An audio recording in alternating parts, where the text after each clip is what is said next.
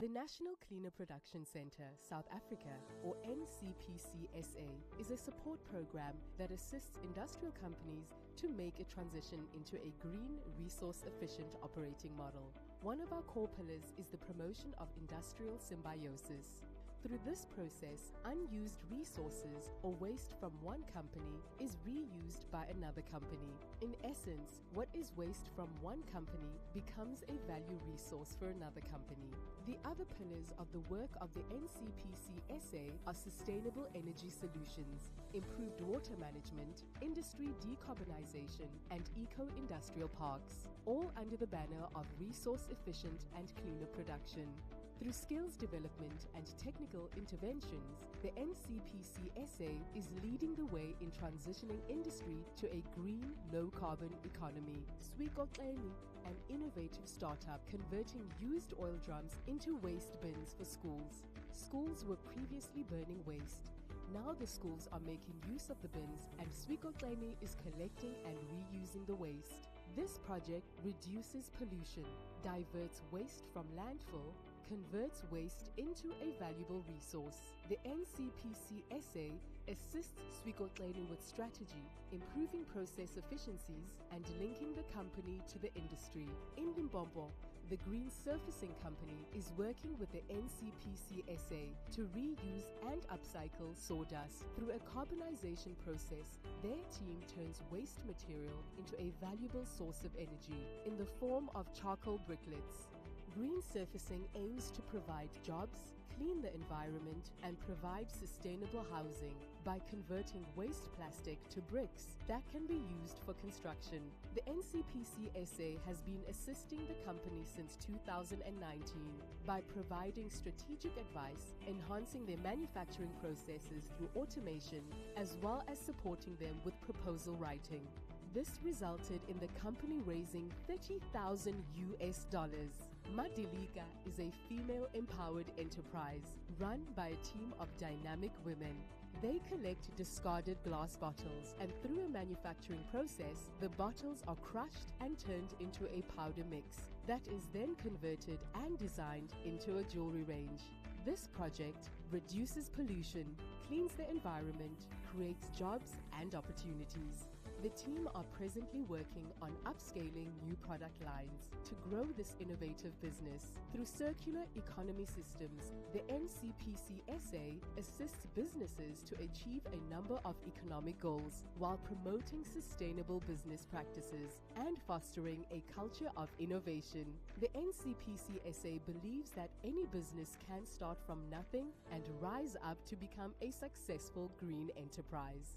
To find out more about how we can assist you, visit www.ncpc.co.za.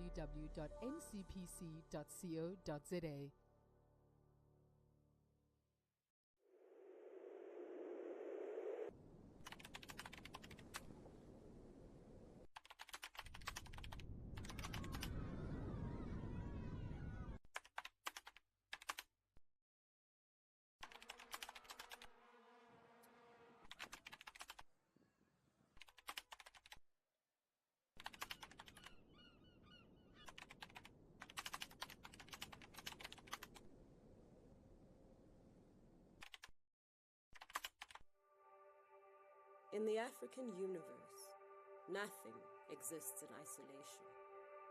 The many ways we say it. Mutu ki mutu gabantu kaSisuthu. Umntu ngumntu ngabantu ngesiXhosa. A person is a person because of other people. I am because you are. This is who we are. In the African universe, nothing exists in isolation. You are the water, the desert, the sea. Every mountain, tortoise, flower, and bee. Every tree rooted in a sense of community. A lived expression of diversity and harmony. Our way has always been one of honoring and preserving, of respect and reverence. Nature is our culture. Whatever our promise and progress, we are still beholden to natural laws, the same as all other life forms. one part of an interrelated whole. It takes a village of our tradition, a more expansive vision, of gathering together in exchange, to light the fire and pass down the flame, of wisdom, to know better, to do better. The world as we know it has changed. The planet nor its people can continue to go on as they have been. It is our responsibility and our opportunity to offer another way to do business, another way to be human, another way of connecting the best of the old with the new. Let us serve effectively and efficiently, with solutions and support, awareness and skills, training and finance that allow you to serve. Your numerous appearance. Apparently, lunch was more attractive than just another session. Nevertheless, it's my pleasure now to introduce you to the session on ERP recognition schemes and standards. And I want to go a little bit back in history how it comes that we discuss standards. In 2015, UNIDO, GIZ and the World Bank, we are all organizations which support industrial parks to become more inclusive and more sustainable. And in 2015, we worked as UNIDO, as the United Nations Industrial Development Organization, which has the mandate to promote inclusive and sustainable industrial development under the Global Resource Efficient and Cleaner Production Program. We had one work stream on eco-industrial parks. It was already named eco-industrial parks. Still, there was a plethora of names around. So it was really important that we could come together and agree. We all supported the same exercise to make these industrial areas, these industrial parks, more sustainable, more resilient, more inclusive. And what they have in common is it's planned and developed area for infrastructure development, for industrial activities, and associated commercial and infrastructure services. And what it is a tremendous concentration of economic activity on a small space. We already discussed it's also the ideal breeding ground to promote circular approaches, to promote industrial symbiosis, industrial synergies. And since we're all working with governments, the three organizations, we decided we need to have a uniform name. We need to have a brand name. And after long discussions, we came up with this brand name of eco-industrial parks to describe what makes the better performing industrial parks. And since we did not only want to have an agreement that the better performing industrial park can be called an eco-industrial park, we also came up with an international framework which describes what makes the difference between an industrial park and an eco-industrial park. And for me, when I have to present this at a cocktail, a small talk, I always say it boils down to compliance plus. Compliance plus in 4 domains: environmental performance, social performance, management performance, and financial performance. So the first version of this framework was developed in December 2017. We all applied it, we fine-tuned it, and came up with the second version in 2021 of the International Framework for Eco-Industrial Park. And applying this framework, you can do an assessment of the performance of an industrial park against this framework. And again, we also came up with a really commonly agreed and accepted definition. And an eco-industrial park is a dedicated area for industrial use at a suitable site that supports sustainability through the integration of social, economic, and environmental quality aspects into siting, planning, management, and operations. And I think it is really, this is the beauty of it. It's companies working together with the support of the management entity, the park management entity.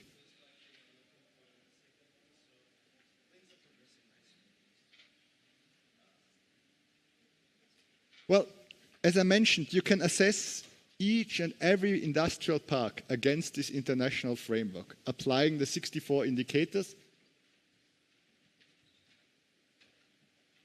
And the outcome of such an assessment, there are many outcomes, but one of them, I think, which is the most graphic representation, is this spider diagram. If you do such an EIP assessment, it does not only give you the status quo of your park. In this case, it would be the black inner line. But since this is a participatory process which you have to carry out together with the park management entity, you also can identify what are realistically achievable improvements. And this gives you then the next line. For instance, here, this was the Pretoria Industrial Park here in South Africa, which was assessed the first time against the international framework in 2020. And then every year we can do annual assessments. So we agree with the park management and the tenant companies what they want to do to improve their environmental performance, their social performance, their management performance, and their financial performance. And then every year you do a stock-taking exercise. So the blue line here shows us where the park was in 2022.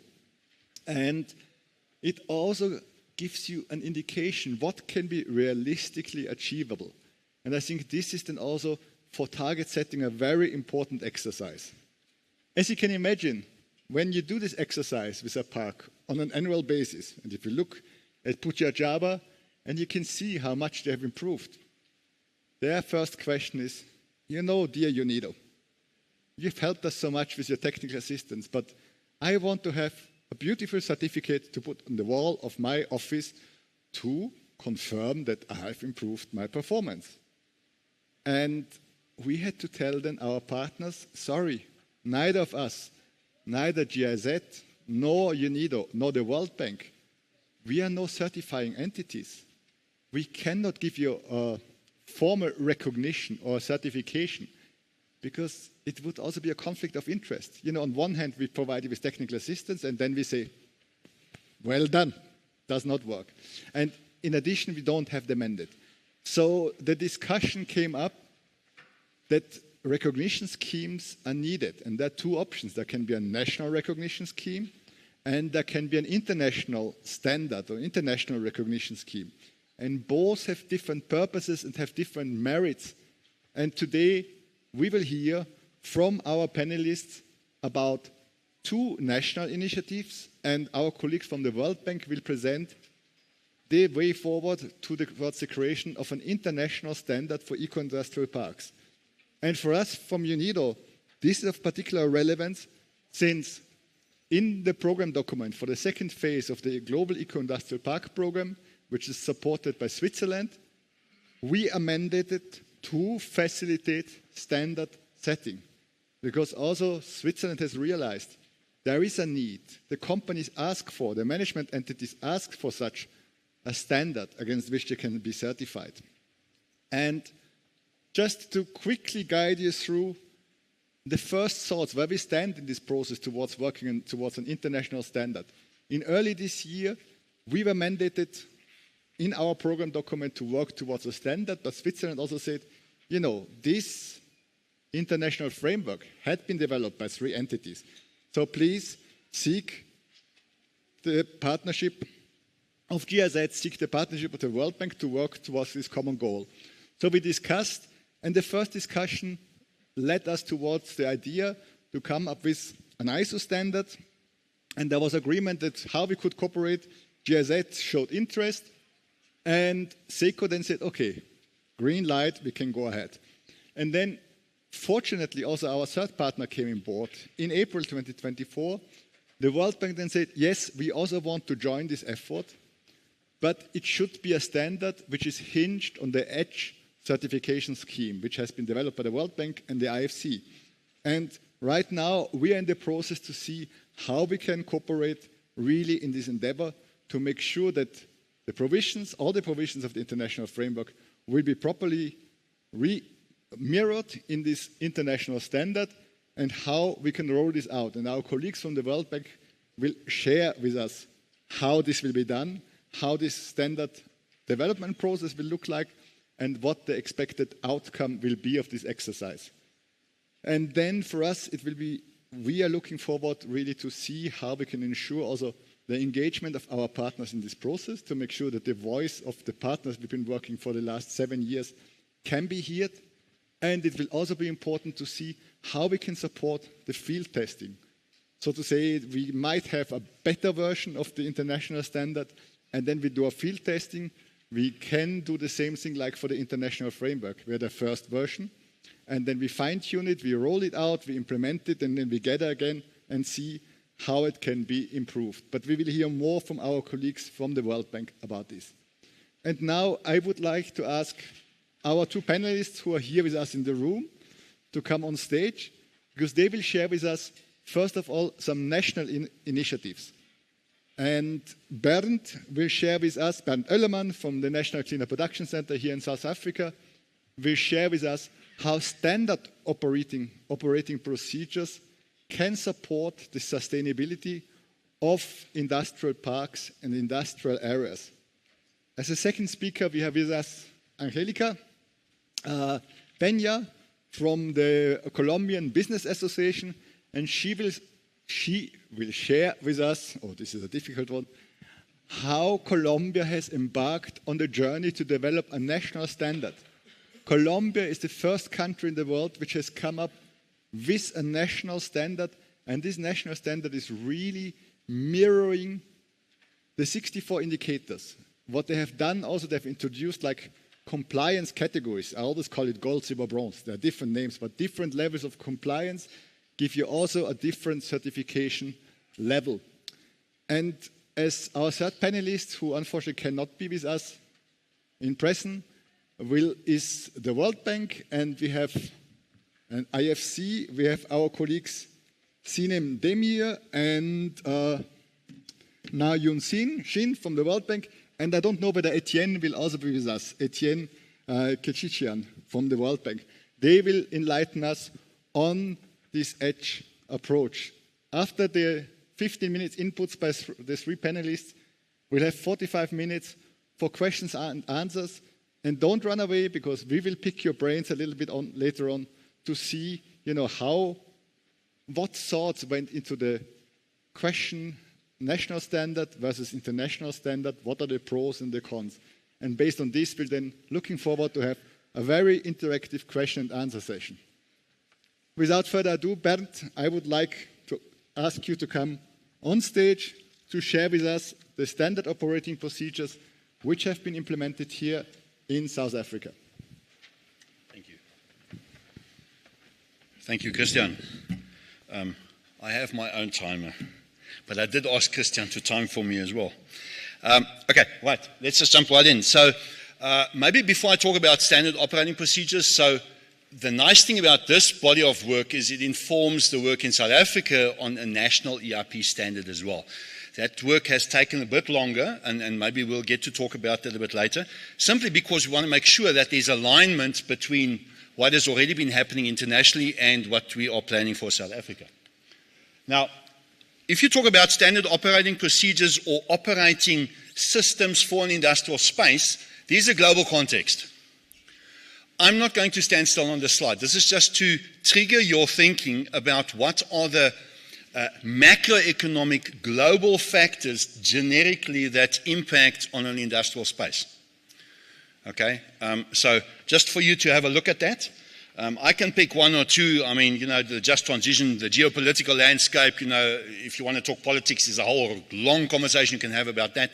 And the impact on supply chains directly affects industry, of course. But I don't want to stand still there.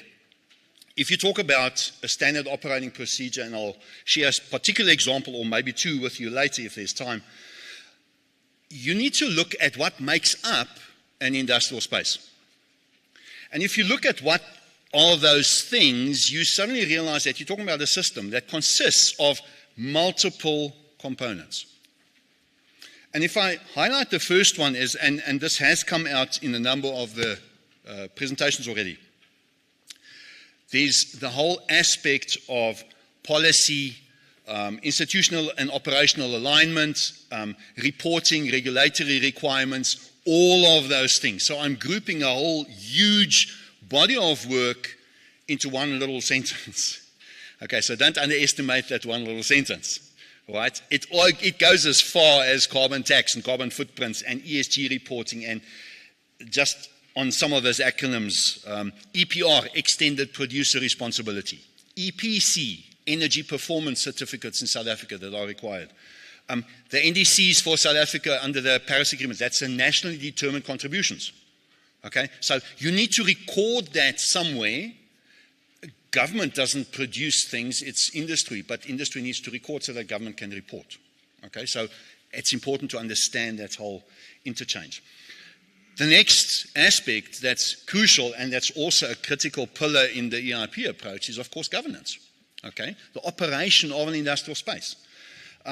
Here you are looking at mechanisms, systems, frameworks that enable you to manage that space efficiently, effectively, okay, sufficiently. Difference between efficiency and sufficiency. I don't know how many people know this, especially after lunch. Okay, so I'm not going to ask you to please define that. Okay, but coordination, okay, collaboration, all these really key aspects that need to be played at a governance, at an operational level in an industrial space. Okay? If we take it further, to enable that happening, you need systems and processes. These are not just paper-based or a particular procurement process. Sometimes they are IT-based systems. Okay? So what are those things and how do you address them? And what are the kind of procedures you need to put in place so that people follow them? Because, I mean, what's the point of having a system and nobody does what you are wanting to do through the system? The system is supposed to make it easier, okay? Not more difficult, like some people like to do. They slap a whole system on top of something just so that you can't do anything, all right? So the systems are important. Infrastructure, okay? There's been a lot of conversation about energy and water and the waste economy, but there's more in terms of bulk infrastructure, okay? Transport systems, okay? IT infrastructure. That is a critical component for which you need SOPs, standard operating procedures. Supply and SME development, or some people say SMME in South Africa, we use that term. Okay, small, medium, and micro enterprise development. Okay, if you're not intentional about that, it does not happen. This is a very important message. And that's why we have SOPs as well. One has to be intentional for it to change. You can't just say something, which politicians like doing. Sorry, any politicians in the audience, you can come and fight with me afterwards. Okay? But you can't just say something and think out of magic and thin air, things suddenly start happening. Okay? If you look at research, development, and innovation, if you look at industrial spaces all over the world that are the most successful, they all have a component of R&D and innovation present. Pre-1994 in South Africa, we had a strong relationship between industry and the R&D sector. We no longer have that. Why is this? Okay? So if you want to improve how industry competes and how we present ourselves in the offering we provide, we need to look at those aspects. Okay? Sustainability, crucial. Okay? I just spoke about the global context. But you need to bring it down much closer to an industrial park. All right? If you look at shared services, an industrial space is not only a property that's managed. Okay? So you're not talking about property management. You're talking about value-added services and all kinds of other things that make up the value offering of that industrial space. And too many industrial space operators in South Africa, whether they're public or private, think it's a cash cow. Number one, big mistake, it's not. Okay? Number two, it's just about property. No, it's not. Okay? So we need to change our mindset. Capitalization, financing, and related support. This is a crucial component of an industrial space. An industrial space has a normal life cycle. So you need to give it food and water and all kinds of other things to grow. How do you do that? Financing is a critical component. Christoph Karsch this morning spoke about that. Okay? Investment promotion, marketing, and branding, very close aligned to that. So if you do not have an investment promotion or branding or marketing function in your industrial space, you're losing out. Because you will not attract companies just by happenstance. Okay, you need to be intentional about these things. 2 more. Okay, information sharing, awareness raising, advocacy, and knowledge management. Too many people completely miss the fact of knowledge management. Okay, I remember that in the 90s, knowledge management was a huge thing. Nowadays, people hardly talk about it. We assume it's there, but it's not. Okay, so you need to have processes, standard operating procedures, in place to make sure that that takes place. And the last one, of course, again, something that we miss very often, is quality management, quality control, quality assurance. Right? Not just for the companies and supporting the companies, but for the space itself. So these are crucial components. Some challenges for industrial spaces in South Africa. I'm not going to stand still on this. Okay? But this does inform the kind of actions we have in South Africa. Okay? So that's just for you to take a look at. Some of the other countries present here might relate to some of these aspects. Okay? I know this is a very busy slide. This was just to shake you awake after lunch so that you don't fall asleep completely. Okay, because if there's too much text, you fall asleep, and if there's too much of this, you also fall asleep, but at least now I'm waking you up again. Okay, so there are a number of approaches that are required in an industrial space to actually move it forward. So I've highlighted the social component, the environmental component, the economic component, but there's all these others in the system that you need to address. And the challenge we often have, and this for me is the key point here, the challenge we often have is that the existing system we have in operation, not just in South Africa, all over the world, is linear, still in the 21st century. Okay? So people are not able to use a systems approach to address something that is actually a very complex system. And so we fail. Because you cannot address a system just by looking at one component. And some of you might argue, well, how do you do this? Well, there are people out here, and there's some people in this audience that have the ability to see that system in all of its components. You need to leverage the ability and the talent of those people.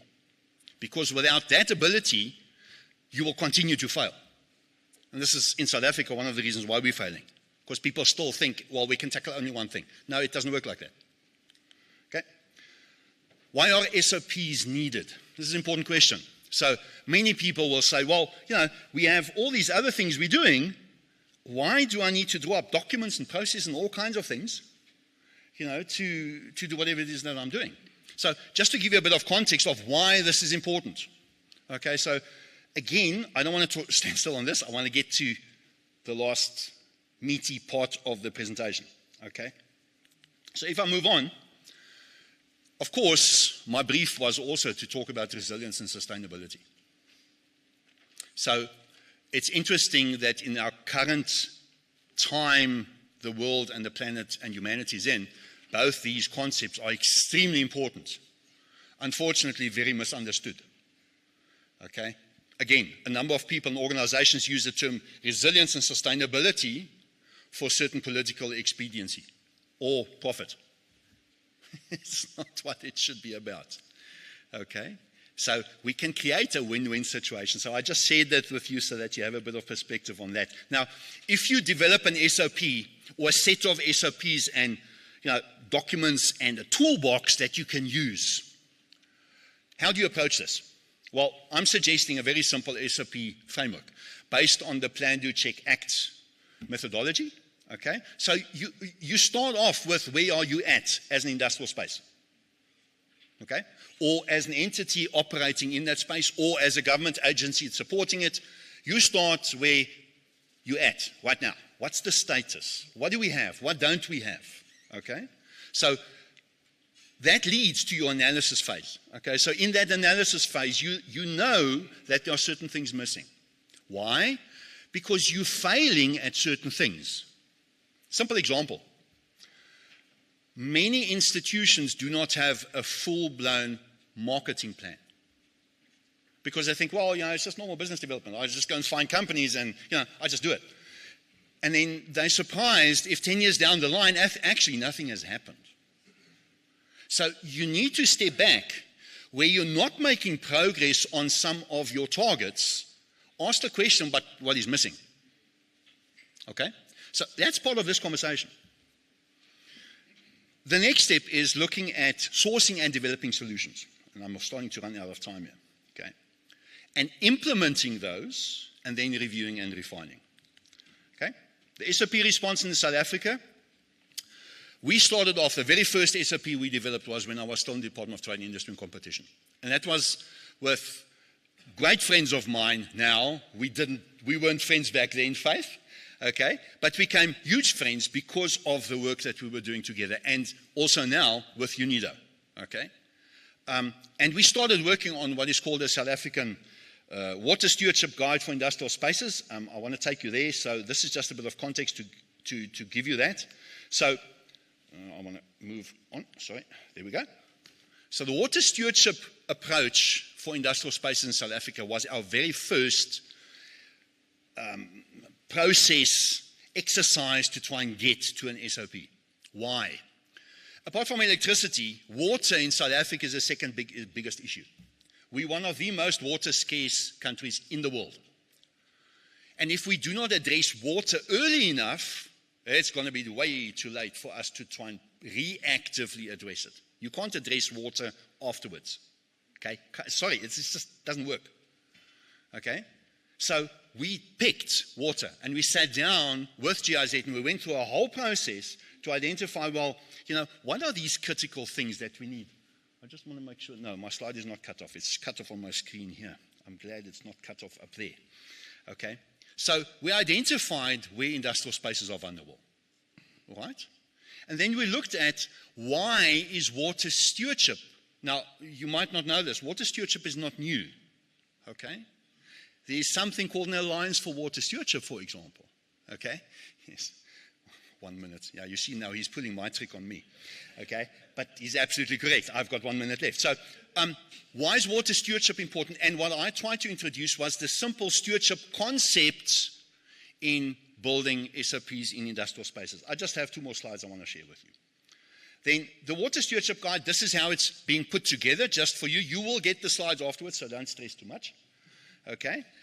And you can see how it's structured. So it gives you a process, stepwise, method that you can follow to ensure that your industrial space manages its water according to stewardship principles. And then it's broken down into a number of phases, but 4 primary phases, which I've broken down here for you. Okay, so there's a lot more. There are actually some of these outside on, I think, the GIZ stand, Faith, if I'm not mistaken. I'm looking at you, but yes. Okay, yeah, exactly. Okay, so there are some in paper-based form if you want those, but they're also available electronically and on our ERP portal, which I'm not going to talk much about yet, but I'll say a bit about that later. And with that, I have one other example, but I don't want to get into the master planning guide. That's the end of my presentation. Thank you.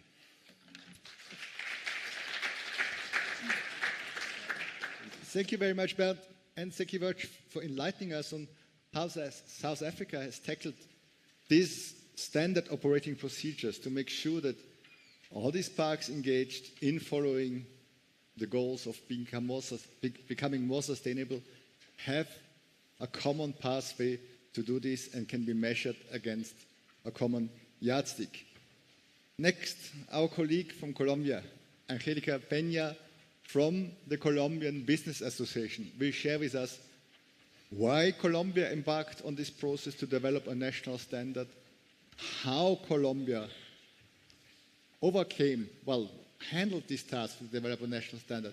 And I think it is really important also that this work which has been done in Colombia to mirror the international framework in a national standard, which was enacted last year in September, has really embarked on these 64 indicators which were jointly developed by GIZ, UNIDO and the World Bank in the international framework, and how they've come up with this tiered approach to give parks the possibility to become certified to different compliance levels. And this standard, the consultant who worked with our colleagues from the World Bank and IFC has also considered this to be a very good starting point for the development of an international standard. So without further ado, Angelica, the floor is yours. Please share with us this amazing experience from Colombia. Thank you so much. Christian, are you all listening me properly? Excellent. Thank you so much for having me. I'm really, really excited to address you this afternoon here in Pretoria, very far from home, but so exciting and full of energy and delicious food. And speaking about delicious food, I know that speaking after lunch is always difficult. My colleagues have been talking about very fancy stuff like finance, circular economy, right? Chemistry, industrial symbiosis, social performance, even Vanessa. She's so great. She managed to bring some nostalgia, right? About younger and nicer times and how she addressed this guy, you know, the Uber driver. And then I thought people my age, which I'm way older than Vanessa, we take that Uber time to catch up on things like, I don't know, parents' chats. Difficult subject, but let's not get into that. That's not cool. Anyway. Very briefly, you already know what it's an eco-industrial park, but I want to give you some ideas of how things are going on in Colombia. Things are doing great. We have been talking about competitive ecosystems, and even in the Organization for the Americas, we have embraced that term because we want to refer to our parks, to our free trade zones as competitive ecosystems, right? So we also see the free trade zones and the parks as an instrument for job creation and the attraction of investments, not only foreign investments, but also local investments. That's important for us. We have been progressing pretty well with the program, with UNIDO.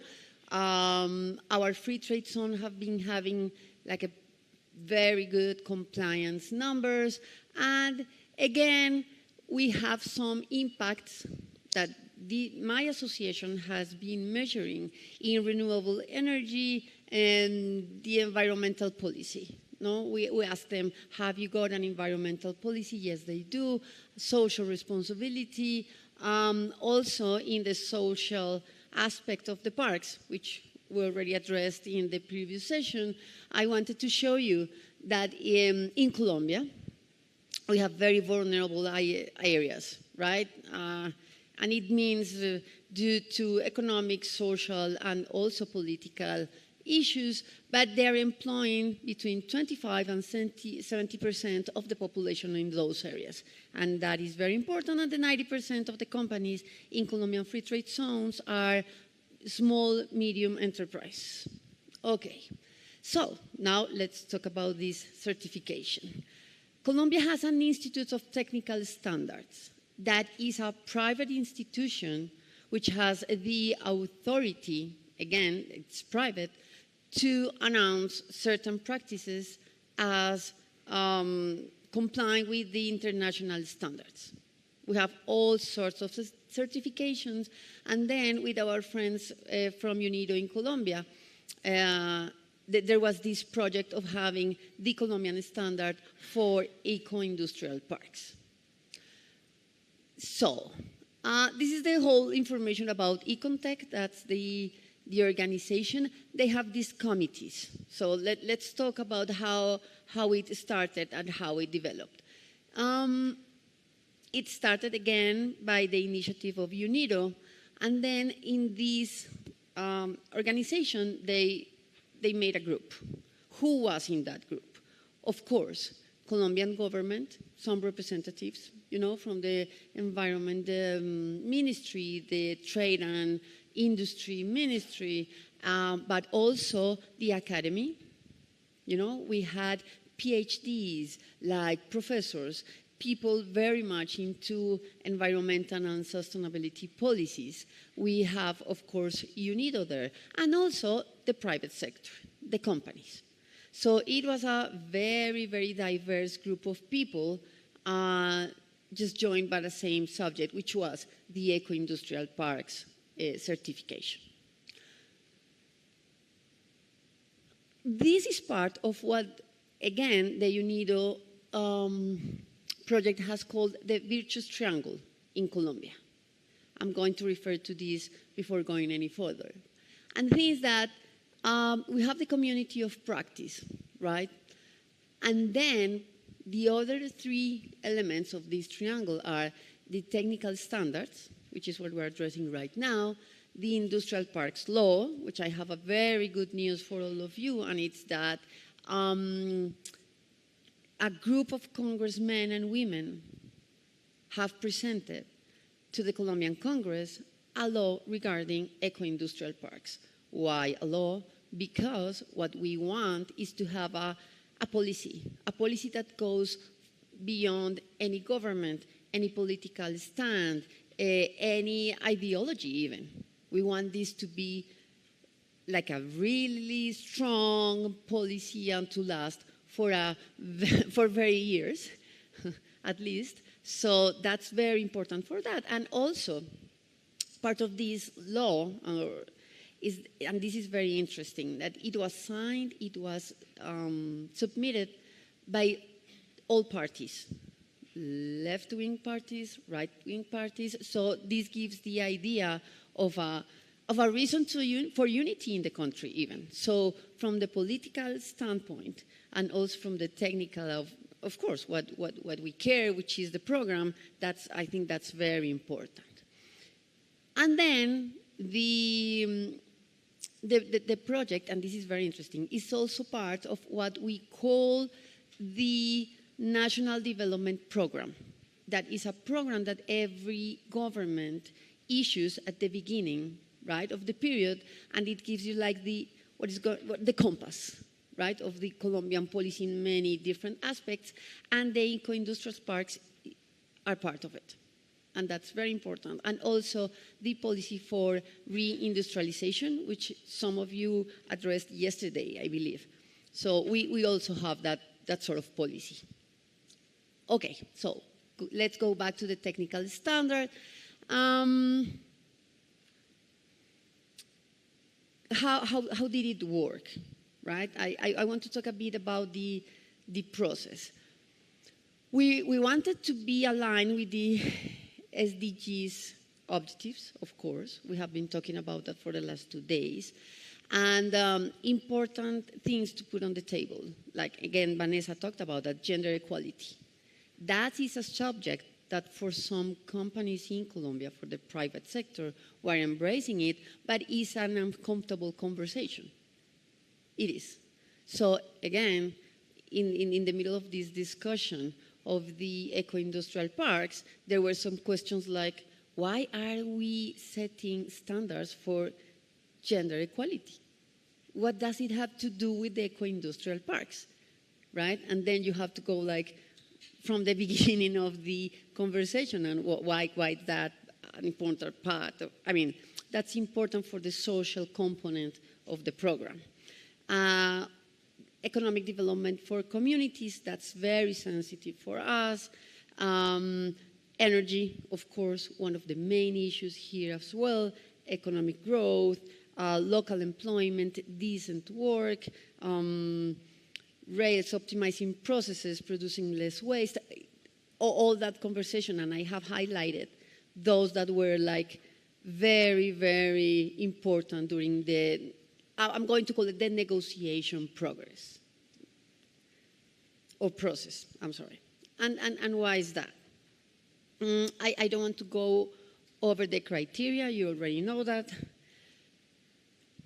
But again, why I refer to that as a negotiation? Because again, we had a unique goal, which is the development of the eco-industrial parks, but from a very different perspectives. The Colombian government right now has a very strong agenda on sustainability, which is great, but also it represents from the private sector some difficulties in how to understand the sustainability. How do we manage energy sources? You know, we still have important energy resources like oil, gas. Again, it's speaking about a transition to other kind of energies is desirable. We are willing to do that, but in which terms, in how, what is the time framework, and etc. Again, in the administrative aspects. And then there was a very interesting conversation about how far should the administrator or the manager of the park go with the companies already installed. You know, what is the scope of those responsibilities? And it was also a very important conversation in the social aspects. Of course, decent work, social, again, gender, that was quite a thing. These are some of the components of the technical standard, but since I only have a few more minutes, I want to talk about the certification, but before that, the methodology. So, we had this group, and it has a president, which was myself. Ta-da! That you are supposed to clap or do something. Thank you, thank you, thank you. Lovely. And what was my role in this negotiation? Of course, I was representing free trade zones. That's what Andy pays me for. So my paycheck was involved on that, which is not a minor thing. But also trying to translate different interests. And one of my first recommendations, if you are willing to go into these technical standards, is that, like, have somebody who is willing and who is capable of understanding the different interests, what each stakeholder wants from the technical standard, and then try to get to the minimum understanding for all of those interests. Of course, some administrative stuff and managing timing and that sort of thing, which is not irrelevant. Again, in these sort of discussions, it took us hours, right? We had like 2-hour and 4-hour meetings, and it could be pretty difficult. Secondly, and I think, again, that was important from Econtech and also from the work done by UNIDO, and it was like having the material prepared. I know this sounds like, of course, you have everything prepared, but not all the time, and not in every negotiation. So the standards, the criteria, they were very well written. They were very simple in the sense of easy to understand, even for people that are not experts in sustainability, like myself. But it gave us a common language, so we could go further in the discussion and in the criteria. Then there was also another topic, and it's what are the different levels? You see, if you go, we had three. We had 3 levels, which is transition, advanced, and expert. And there were very interesting questions about what is that? What does it mean? You know, so we had to give it a percentage for each of them, like the compliance percentage, let's say, if I'm trying to be like clear here. But then from the private sector, there was a huge concern, and it's like every park, every free trade zone is very different from the others. It is going to be very difficult to measure us with the same standards. And it depends on the geographical location.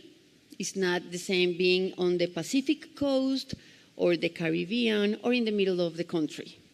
Then what is the financing?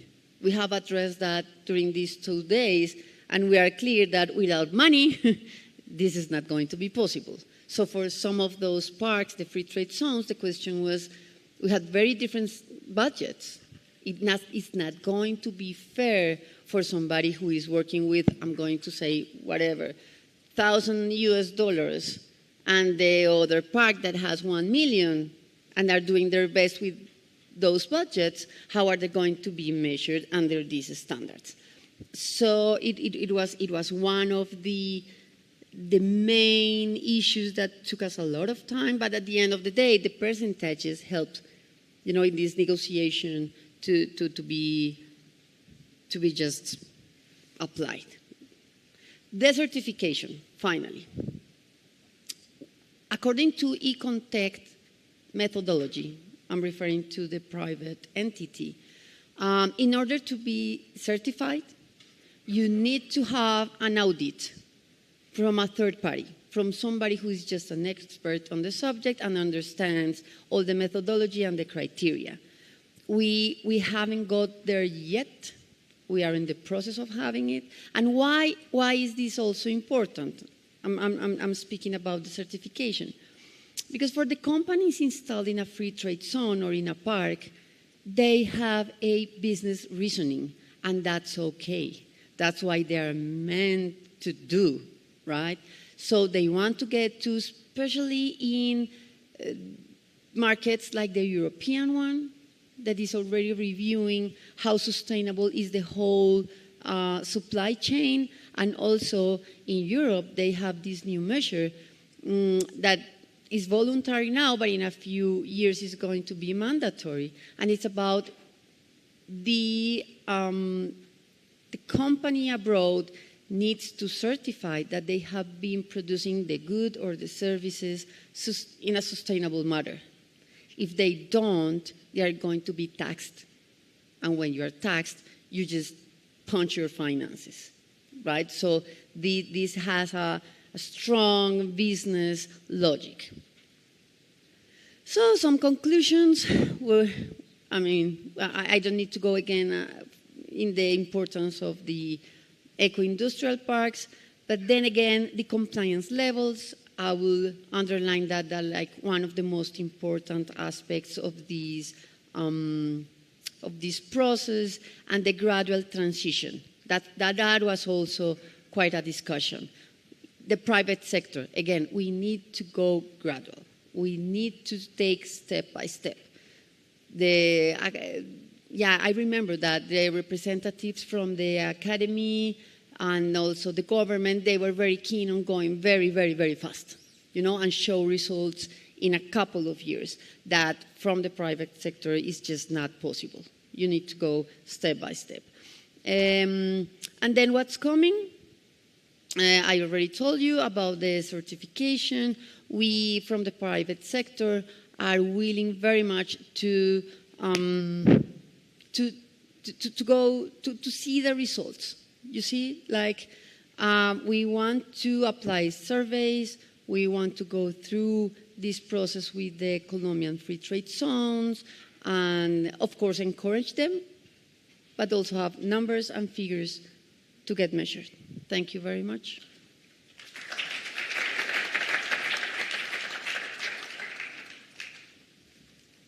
Thank you very much, Angelica. I think this was for us also as UNIDO a very interesting exercise. This was the first time we could support such a process. It was mentioned UNIDO built the standard. It's not true. All we can do is we can develop a draft. We can share this draft with stakeholders.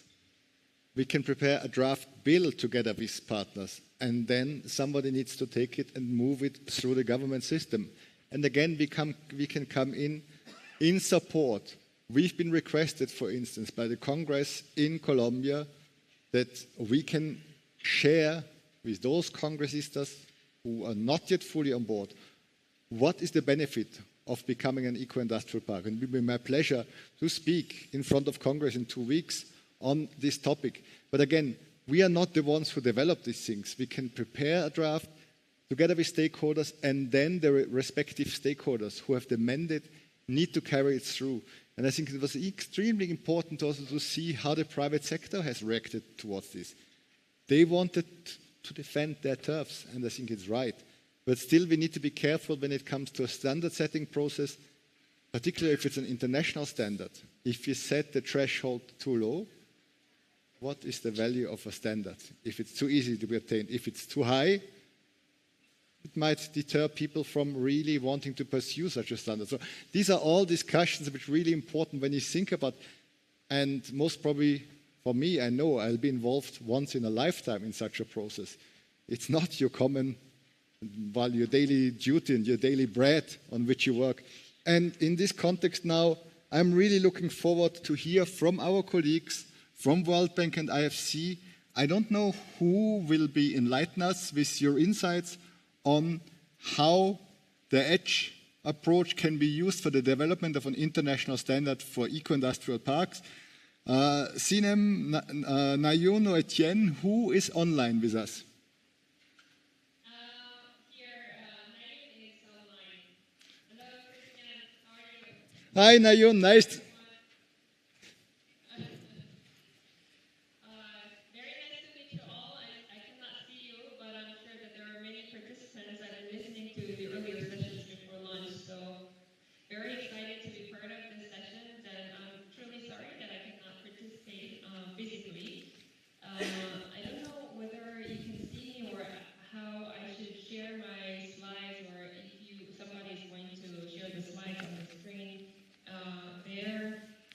Please guide me, and then I'll share my slides. We see you well and clear, and I think the easiest might be if you go to presentation mode and then share your slides, because then you don't need to tell somebody next, next, next. If it doesn't work, we'll find another solution. Okay, and I do see some of the technical glitches. I mean, there are a little bit cut-offs while speaking, so I might have to also turn off the camera in the middle of the presentation, if that's okay. But I'll share my slides first of all, and let's see.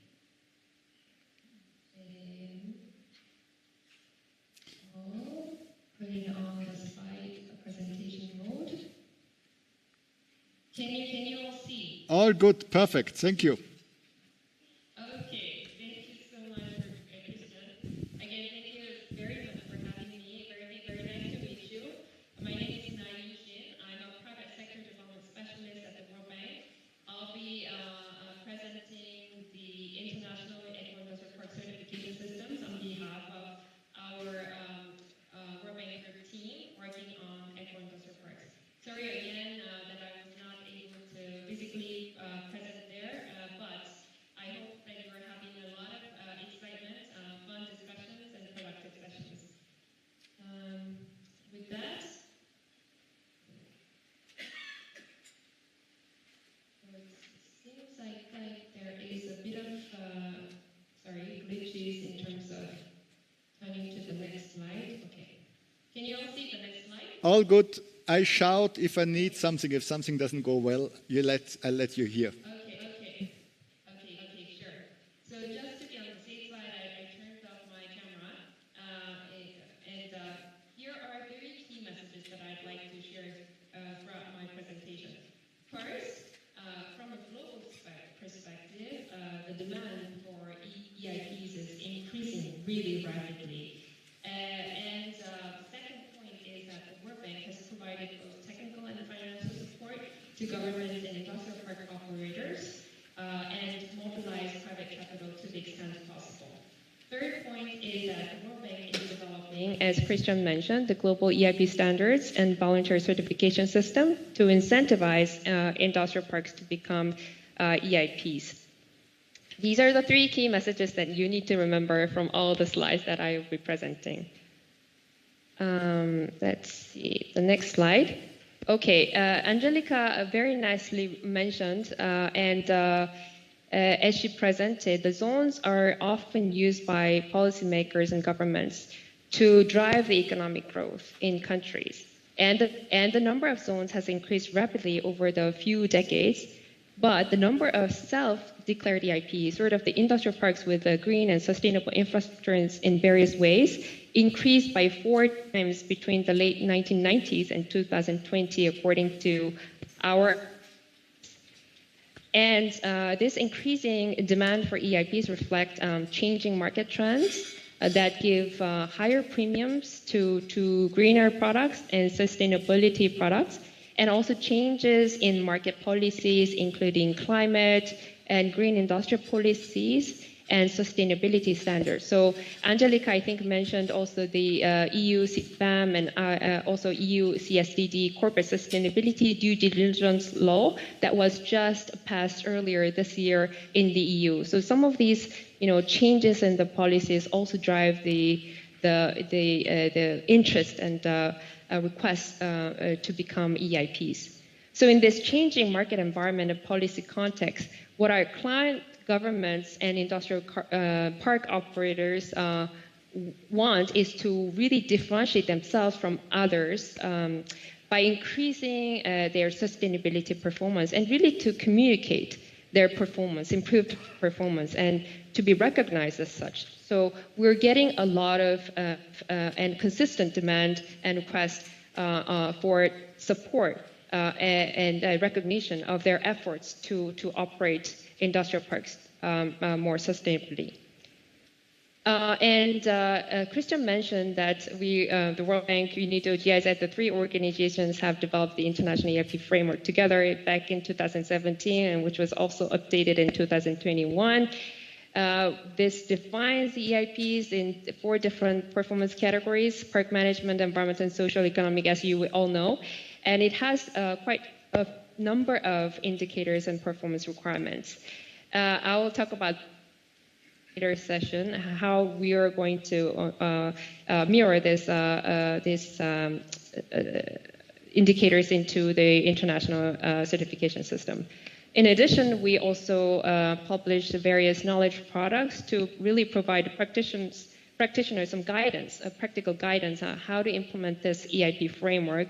And some of these, work include, for instance, circular economy in industrial parks, which lays out various technologies, business models, enabling environment to support the development of EIP. It is also resilient industries framework, which is now integrated into the second version of the international EIP framework, that really helps improve the climate resilience of the industrial parks and the businesses.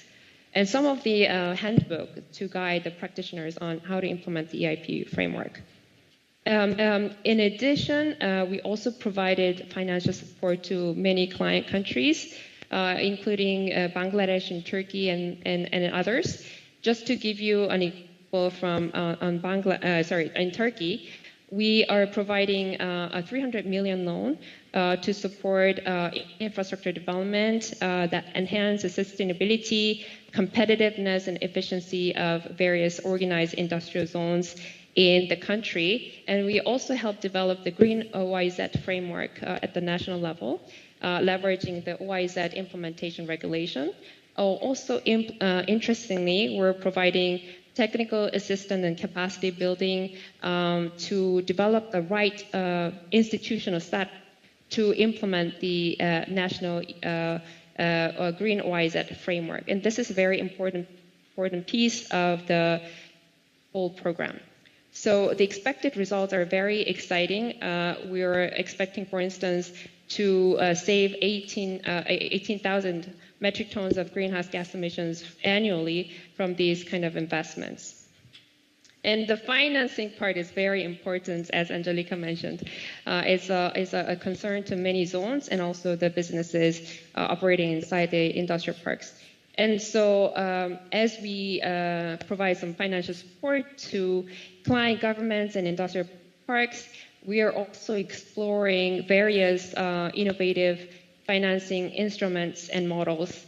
And as an example, we are collaborating with IFC to explore the link with EIPs and sustainable finance products, sustainable finance instruments. And I borrowed this slide from my colleague from IFC who work on sustainable finance instruments, who presented earlier this today or earlier during the conference, who explained this green loans, blue loans, and sustainability linked loans.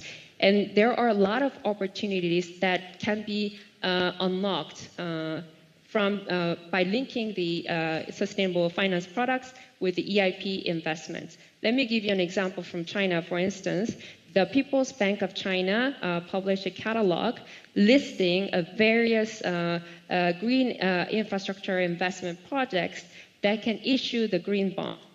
And a lot of them are related to the agro-industrial park investments. So this already gives you some example, an international example, how the EIPs and sustainable finance products that are out there that are increasing huge in terms of market share, it can be linked together. So, based on all these work and experience, we have come to conclusion now it's time to develop the international certification, by translating the international EIP framework into the global standard. And as Christian mentioned earlier, we have been communicating together and what's the best way to really develop this standard or certification system. And we're still working on this and working the progress. But as we develop this EIP certification, there are a few key principles that we are trying to keep in mind.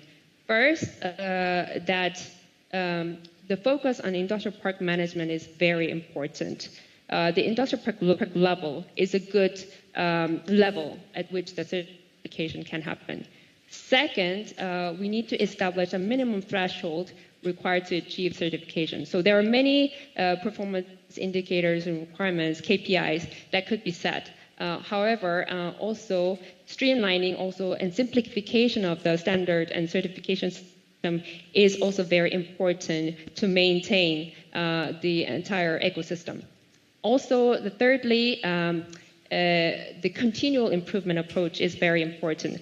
We adopted this approach to the international EIP framework, but this approach applies to the certification as well. So the industrial parks need to continuously improve to maintain their own certification.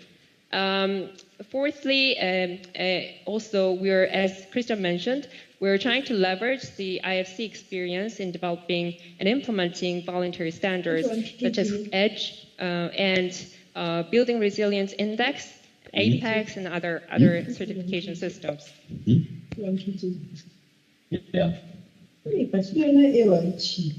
I think somebody is speaking, so I can hear their voices. Somebody is on the line. You could unmute them.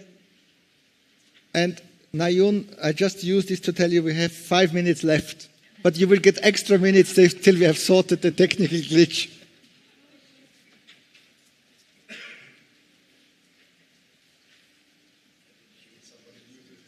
Are you still with us, Nayun? You have muted the wrong person, it seems. You can try it with me. The cake.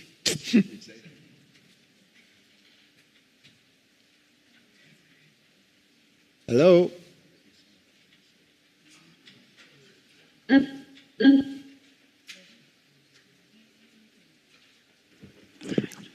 Apologies, I'm trying to get her back.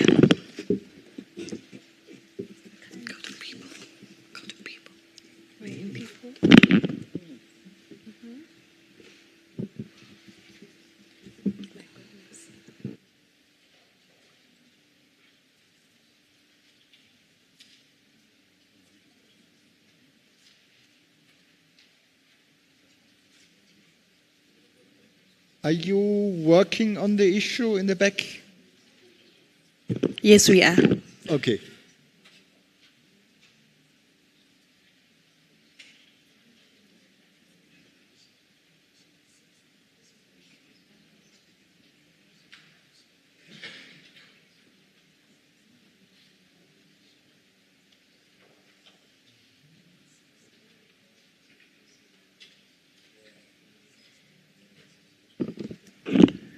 She has muted herself. We are asking her to unmute herself, so let's be patient with her. Nayun, can you unmute yourself? Is this possible?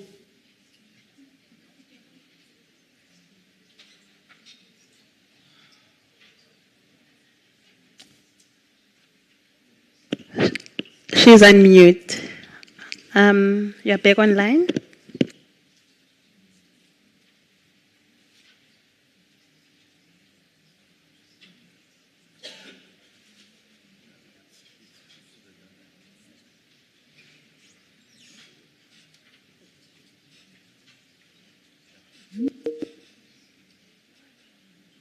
Well, if you can hear Nayun clearly, we cannot hear her. That's the problem. You cannot hear me? Now you're back. Hooray! Okay. Well, there seems to be a little bit of for that.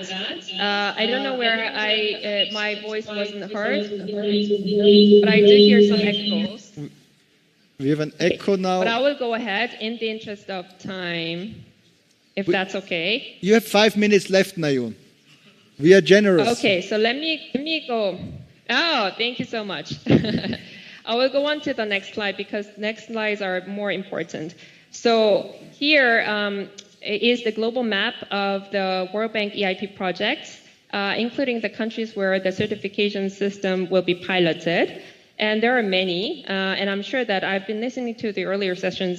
Seems to be a lot of industrial parks that are already making a lot of commitments to become EIP. So hopefully we'll engage all of these industrial parks and interested countries in our next phase of the certification program.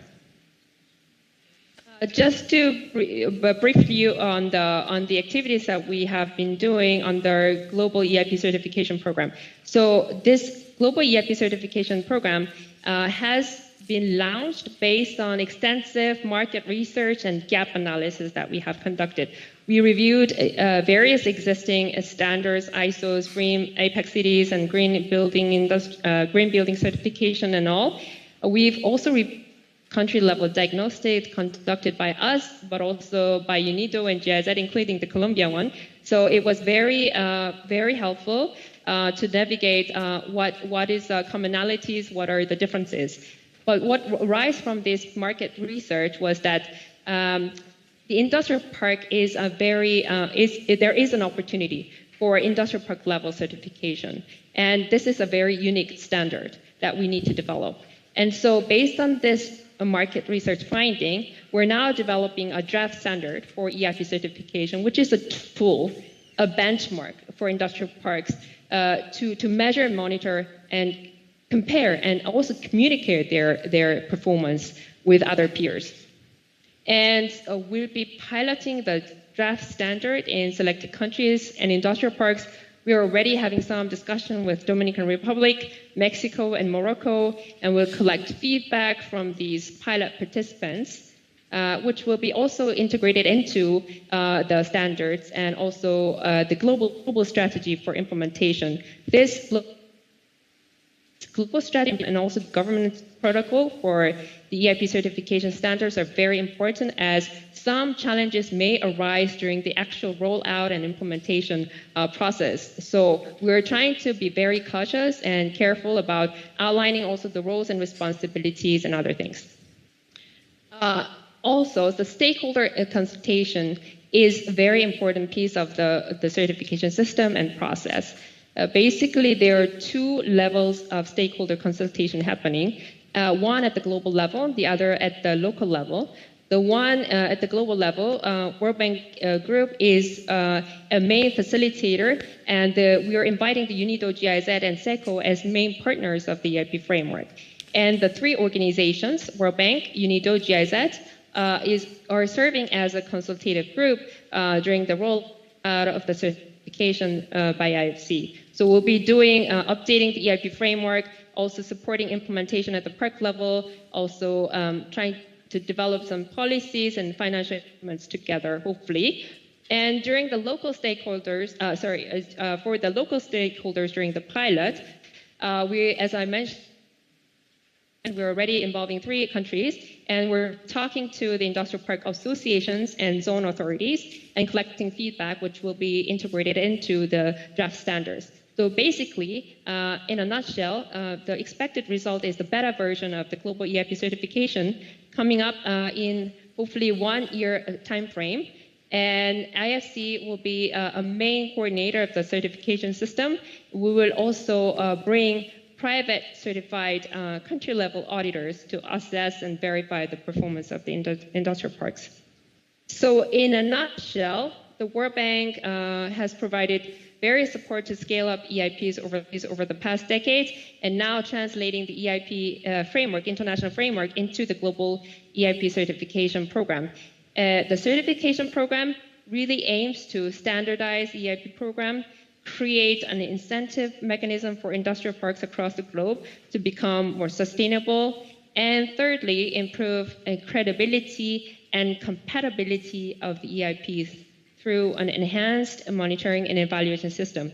So we hope to expand this engagement in the near future, and so please contact us if you're interested. Thank you so much.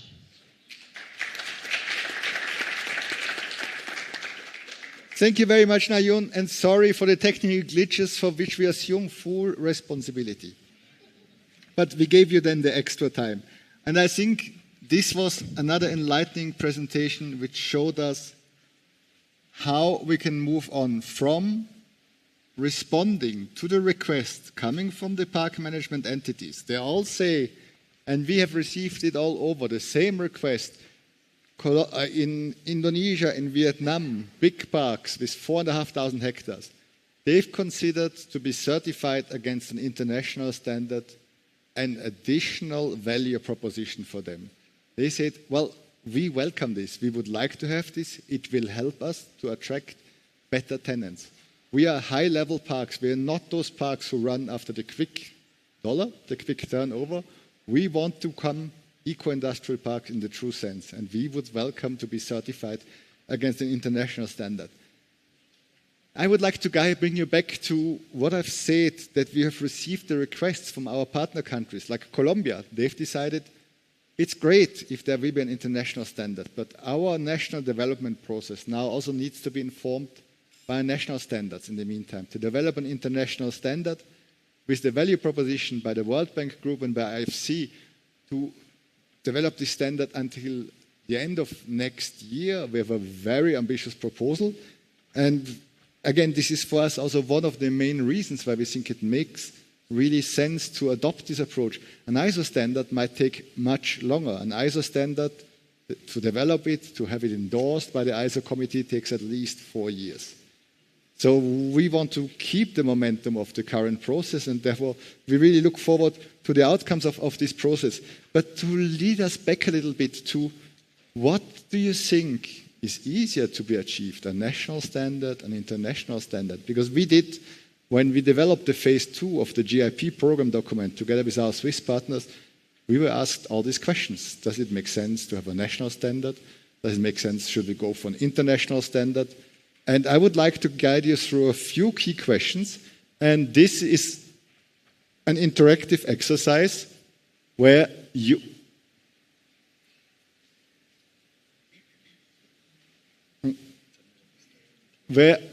if you scan this beautiful thing, you will be led to a Mentimeter exercise. And then you can vote to certain questions which will represent you, just to make the next session, the question and answer session, a little bit more interactive. Where do you see the benefits of a national standard? Where do you see the benefits of an international standard? And raise your hands, please, if you have all managed to connect to this Mentimeter exercise, because then we can go from the PowerPoint to another presentation. Has everybody managed? Anybody who still needs time, shout. Otherwise, we will no, I see phones still coming up. Like in church. If you have any arguments to be brought forward, do it now or be silent forever.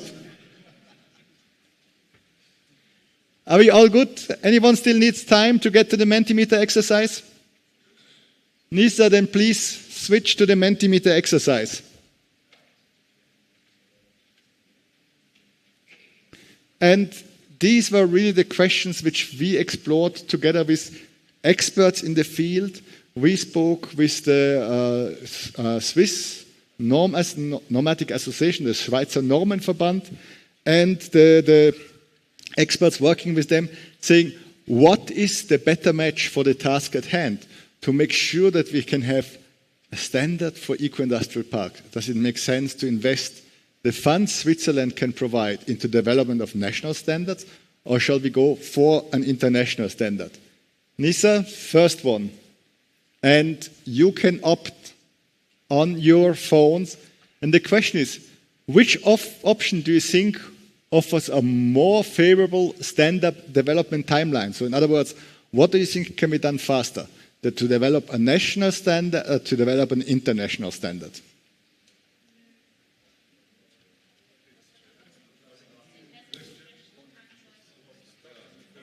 Okay, Nisa, apparently there is a glitch with the Mentimeter.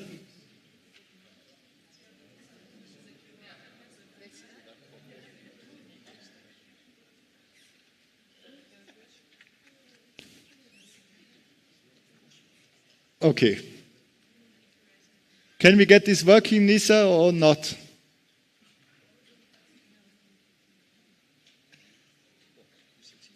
Okay, I think then let's do it interactively. We keep the questions.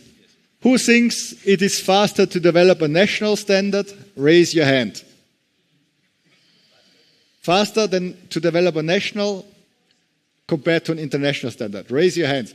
And who thinks it's faster to develop an international standard? And I must disappoint the last hands. The information we got is yes, and Colombia has shown it to us. This process could be completed in a year to develop a national standard if you have dedicated stakeholders. To develop an international standard takes longer because this process with the World Bank is already also going on. So in general, it takes longer to develop an international standard. So the next question, let's just go through them now manually. Yeah. What do you think, which standard can be more widely acknowledged and valued by stakeholders? And the stakeholders, these are governments, these are industries, these are markets, and the general value chain. So which one do you think, who thinks a national standard can be more widely acknowledged? Raise your hand, please. National, you said? A national, yes. And who thinks an international can be more widely acknowledged? And in this case, I must disappoint the first hands. Well, this is not my opinion. This is the opinion of experts who worked on a consultancy on this field. And their feedback was also that while a national standard can be recognized in the country and adopted in the country very quickly, but the wider recognition, the wider acknowledgement, and the wider valuing of such a standard is bigger if you have an international standard. Next one, Nisa. So if you compare the potential adoption by EIP managers, which option do you think appears more promising? Who thinks a national standard is more promising? Or raise your hand, please. And who thinks that an international standard is more promising to be adopted? And you're all right. It depends on the purpose. A national standard, as it is the case in Colombia, can be linked to certain tax benefits, which per se can only be national. So depending on what goes along with this standardization, it can be adopted and can be taken up very quickly. On the other hand, an international standard, this is like, why do companies go through the process to become ISO certified or certified to any other standard scheme internationally? Because they see an additional value proposition. They want to be recognized. They want to be distinct from the general service providers. So both answers are right. It depends on the context. Nisa, which options demonstrate greater potential for upscaling across multiple countries? So if you have, what do you think is easier, that you have a national standard which is developed in one country and then scaled up towards an international standard, or that an international standard is developed and then adopted by a wider range of countries? Who believes in option one? Who believes in option two? In this case, also the independent experts support the second set of hands. And the last criterion is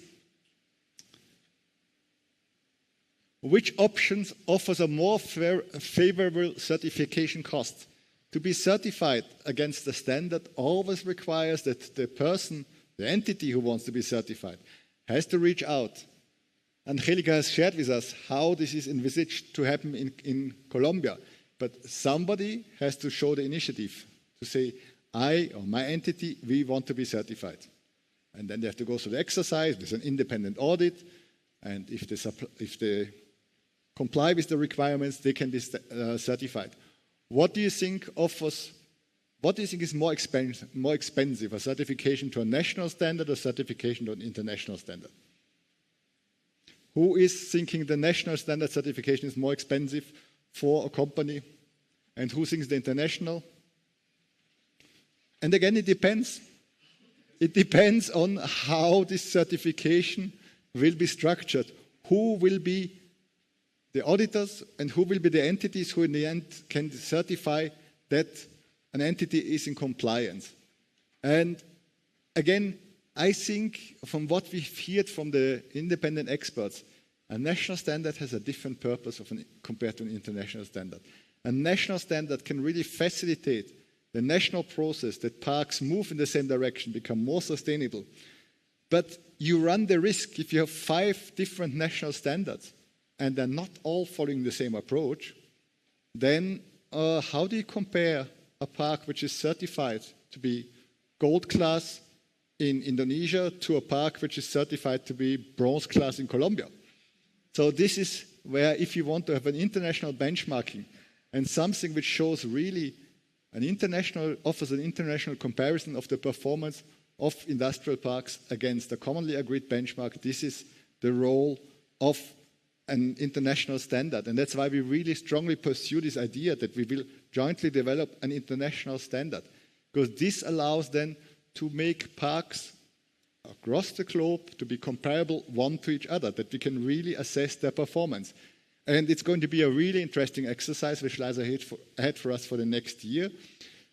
And we'll be very happy to report the outcomes our next conference will be in 2 years. And by then we should have this international standard and should be able to report on first steps in its implementation. So this was just really a little bit to pick your brains. Now, it's your time. Questions and answers.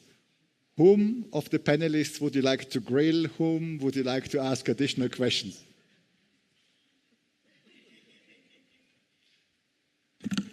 Christian, there's a couple of things in terms of standards and even what was done in Colombia. We've also got legislative frameworks here that manage how we run our special economic zones and industrial parks. The complexity I see is not in the standard. I think it's in when you do the reporting element of that standard. What is it that you will be reporting? What compliance in the reporting will you be seeking? Because now we've got CBAM and we've got nationally distributed contributions, Durban contributions. All of those things will become part of SOPs more than the standard. Or you will become process that you will have to follow to get to the standard. Maybe just a broad comment, and I don't know if SECO is still here, but when I was in the South African National Defence Force, we implemented an ISO 14000 based environmental management system in the military. But we didn't go for certification because we didn't need it for the military, except for one base, which we marketed internationally. So I think if an international standard is there, it's better than having a national standard. You can still aspire to it, but you don't need certification if you don't feel it's necessary for your specific business. Instead of doing a national standard and, I don't know, the longer term, I think, exposure to international markets and so on is going to be limited with what you can achieve with a national standard. Just maybe my opinion. I don't know, Barend, maybe I should point it at you. And it's fully supported what you've said. And if there is an international standard, it's always going to be a voluntary standard. So it's just we need to have a standard, and then those parks who are willing to become certified, they can go the extra mile to go through this process. The international standard can still inform the work to make parks more sustainable, environmentally friendlier, socially more inclusive, even if they don't seek certification. But what we have seen, we have received requests from park management entities. They want to get a confirmation, a recognition that they've moved from 62% compliance with the international framework to 84%. and we could not issue it. We could not do it.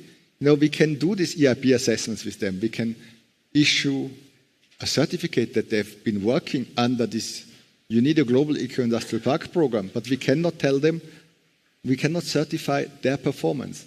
And I think this is, once we have the international, so far we have been using the international framework to guide this work from industrial park to eco-industrial park. And if there is an international standard in place, it will replace this international framework. It's the logical next steps, like we had version 1, version 2, and now we'll have the international standard.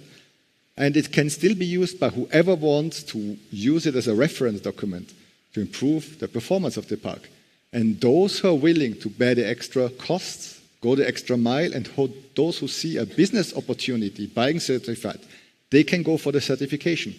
But the beauty is then that an East London industrial development zone can be exactly compared to deep sea in Vietnam, and they can see who has the better performance. And in the end of the day, it might also help them to attract investors.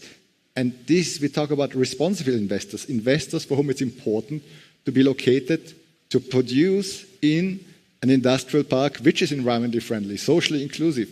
And this is where the best park management entities we are collaborating with also see the value of an international standard and want to become certified against it. So this is a little bit the philosophy. It's a very philosophical topic anyhow, apart from all the technical difficulties you have to overcome. But this is a little bit our thinking. Any more questions? Please.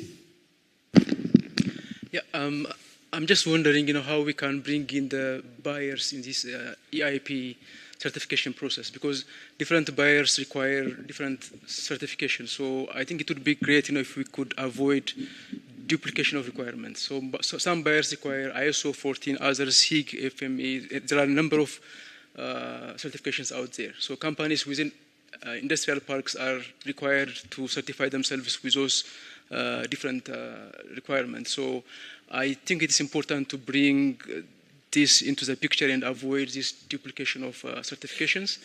And then the other thing, when we talk about the eco-industrial park framework, so I think industrial parks should be considered from the site selection.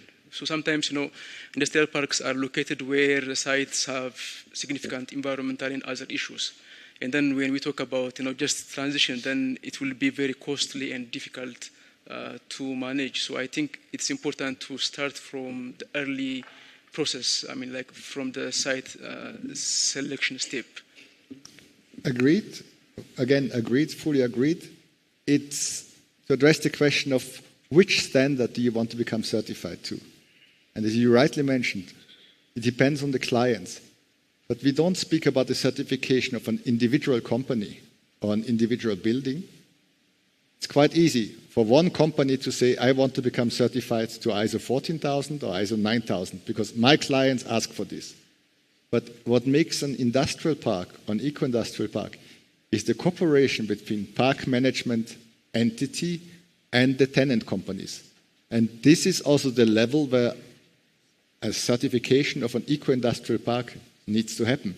So if the park management entity does not engage with its tenant companies and works on sustainability issues, it will not be possible to become certified because then one of the key elements is missing. We spoke about industrial symbiosis, industrial synergy. The park management entity has a catalytic role in promoting such approaches.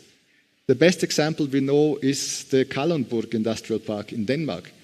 And there the captains of the industry got together in the 70s over, some good drinks and some good smokes and decided it was more a collaborative effort. And now they have, I think, over 100 industrial synergies and symbioses which really saved them money.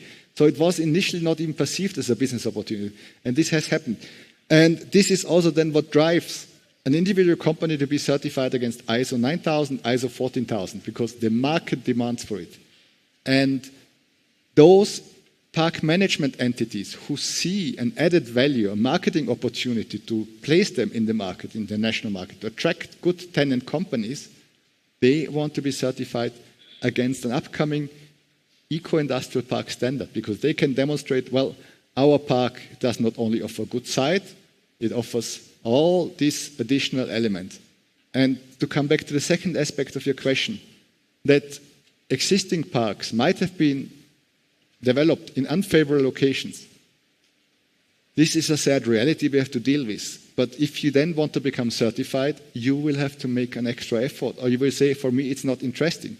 We cannot say because we have some outliers who have been developed in environmentally challenging situations, not taking into environmental issues into consideration, that the standard must be set low, because then the standard loses its value.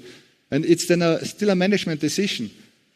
It's if you have a product which faces additional concurrence in the market, you can decide, do I want to invest more to make it more attractive, or do I want to phase out, or do I say this market is not interesting for me, I don't produce for the European Union because it's too complex to fulfill all these requirements. So this is a little bit, again, the philosophy behind this EIP standard for eco-industrial parks. Well, if I may I add a little bit?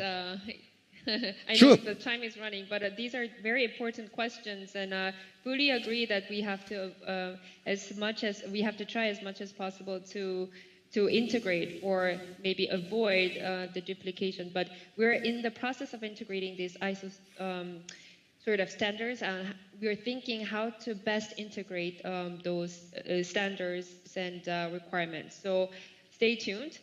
That's the first question, answer to the first question. And the second question is definitely the greenfield industrial parks need to also apply, if they want to be certified as EIPs, they need to apply that EIP standards, international EIP standards. And the location and site planning, master planning, all these aspects need to be considered in the stage of the development. And we're also trying to integrate how to make sure that greenfield EIPs can also get certified as EIP. So we're considering that, and these are two very important philosophical points, as Christian mentioned. Thank you. Well, thank you, Nayun, for this clarification, because I think it's really an interesting process. Our Global Eco-Industrial Park program works on facilitating the transition of existing industrial parks towards eco-industrial parks. And so far, UNIDO is not a donor organization. We operate with money from Switzerland, because Switzerland also sees a benefit, the Swiss State Secretary for Economic Affairs, in facilitating this transition. A standard, an EIP standard, will then also be applicable for greenfield parks, for newly to be developed parks. And I think this is also why the cooperation with our friends from World Bank and IFC becomes so important. Because if we have criteria a park has to comply with, a newly to be developed park, to become an eco-industrial park, it might also facilitate access to finance for the establishment of such a park. And yes, all these aspects like siting, the master plan development, all this has the requirements of an eco-industrial park into due consideration if we speak about a greenfield park. And we all know it. If you renovate a house, sometimes it can become much more expensive than to build a house afresh. So this is also where the possibility to include greenfield parks will offer additional traction.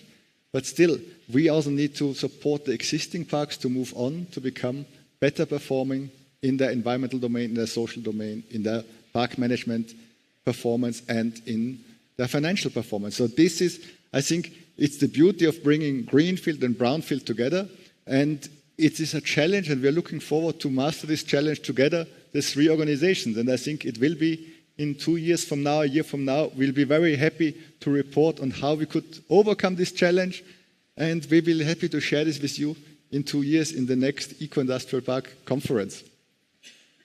With this, I would like to thank our panelists. Nayun, sorry for the glitches once more. Bernd, Angelika, thank you for sharing perspectives from the global scene, from South Africa and from Colombia. Give them a big hand, please.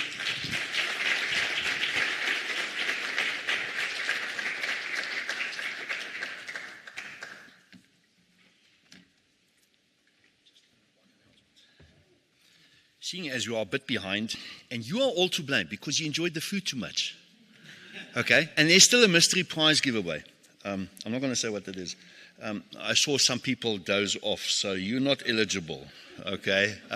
Please, there is still tea and coffee outside. Let's have a quick break, okay? So we can finish this quickly, and I don't want to, put all of you under pressure. Some of you need to catch flights. The shuttles to the hotel leave at 5:15. So we have a hard stop here, okay? So I don't want to put that pressure on our next speakers in the last session, unfortunately. Please, can we make it 10 minutes? Is it possible? Please, let's try and be back in here in 10 minutes. Okay, thank you.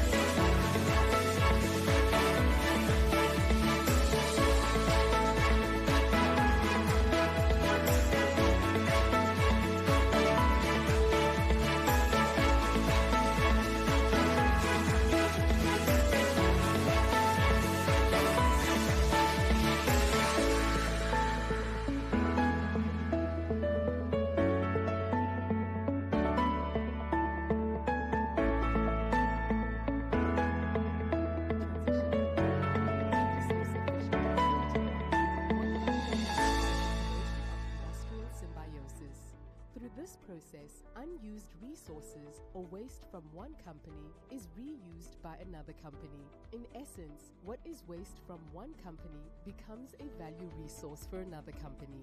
The other pillars of the work of the NCPC-SA are sustainable energy solutions, improved water management, industry decarbonization, and eco-industrial parks, all under the banner of resource-efficient and cleaner production. Through skills development and technical interventions, the NCPC-SA is leading the way in transitioning industry to a green, low-carbon economy. SECO, an innovative startup converting used oil drums into waste bins for schools. Schools were previously burning waste. Now the schools are making use of the bins, and SECO is collecting and reusing the waste. This project reduces pollution, diverts waste from landfill, converts waste into a valuable resource. The NCPC-SA assists SECO with strategy, improving process efficiencies, and linking the company to the industry. In Limpopo, the Green Surfacing Company is working with the NCPC-SA to reuse and upcycle sawdust. Through a carbonization process, their team turns waste material into a valuable source of energy in the form of charcoal bricklets. Green surfacing aims to provide jobs, clean the environment, and provide sustainable housing by converting waste plastic to bricks that can be used for construction. The NCPC-SA has been assisting the company since 2000. Surely. So, for my sins, I've been given this so-called ecstasy session. I understand all of you are taking your sugars, your energy levels are high, you're excited, you're looking forward to the session. Am I correct? I may have been misled, but just, if you agree with me, just do this. Yeah, so you all have a sugar rush, I can see that. Yeah, now we're just going to make it quick to the point. And all my beautiful, even guys, can be beautiful, right? So all my beautiful presenters, they're going to be speaking to us about the different, areas of their expertise. And the first one, it's around the area I've had an opportunity also to work with GIZ on, around the water stewardship and the, different approaches to sustainable industrial areas with Dr. Faith Lawrence, who will be coming with her colleague, Mrs. Sarah Bierholter as well. So they will be, doing a joint presentation. So we're not going to time them because they promised me that they're going to be, why are you surprised? Signs of sugar rush. I can see them. So they promised me that they're going to just do things quite efficiently, like the title of their, the work they do. They are efficient people, resilient people, sustainable people, all those beautiful things. Let's give them a big round of applause, please. Okay?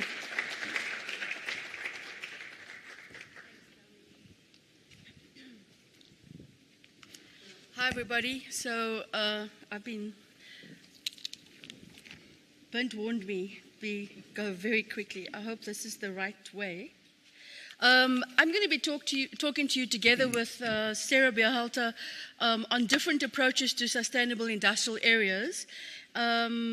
I will speak specifically on the Alliance for Water Stewardship standard, which is a standard that we've been promoting on the sustainable use of water, primarily with the private sector.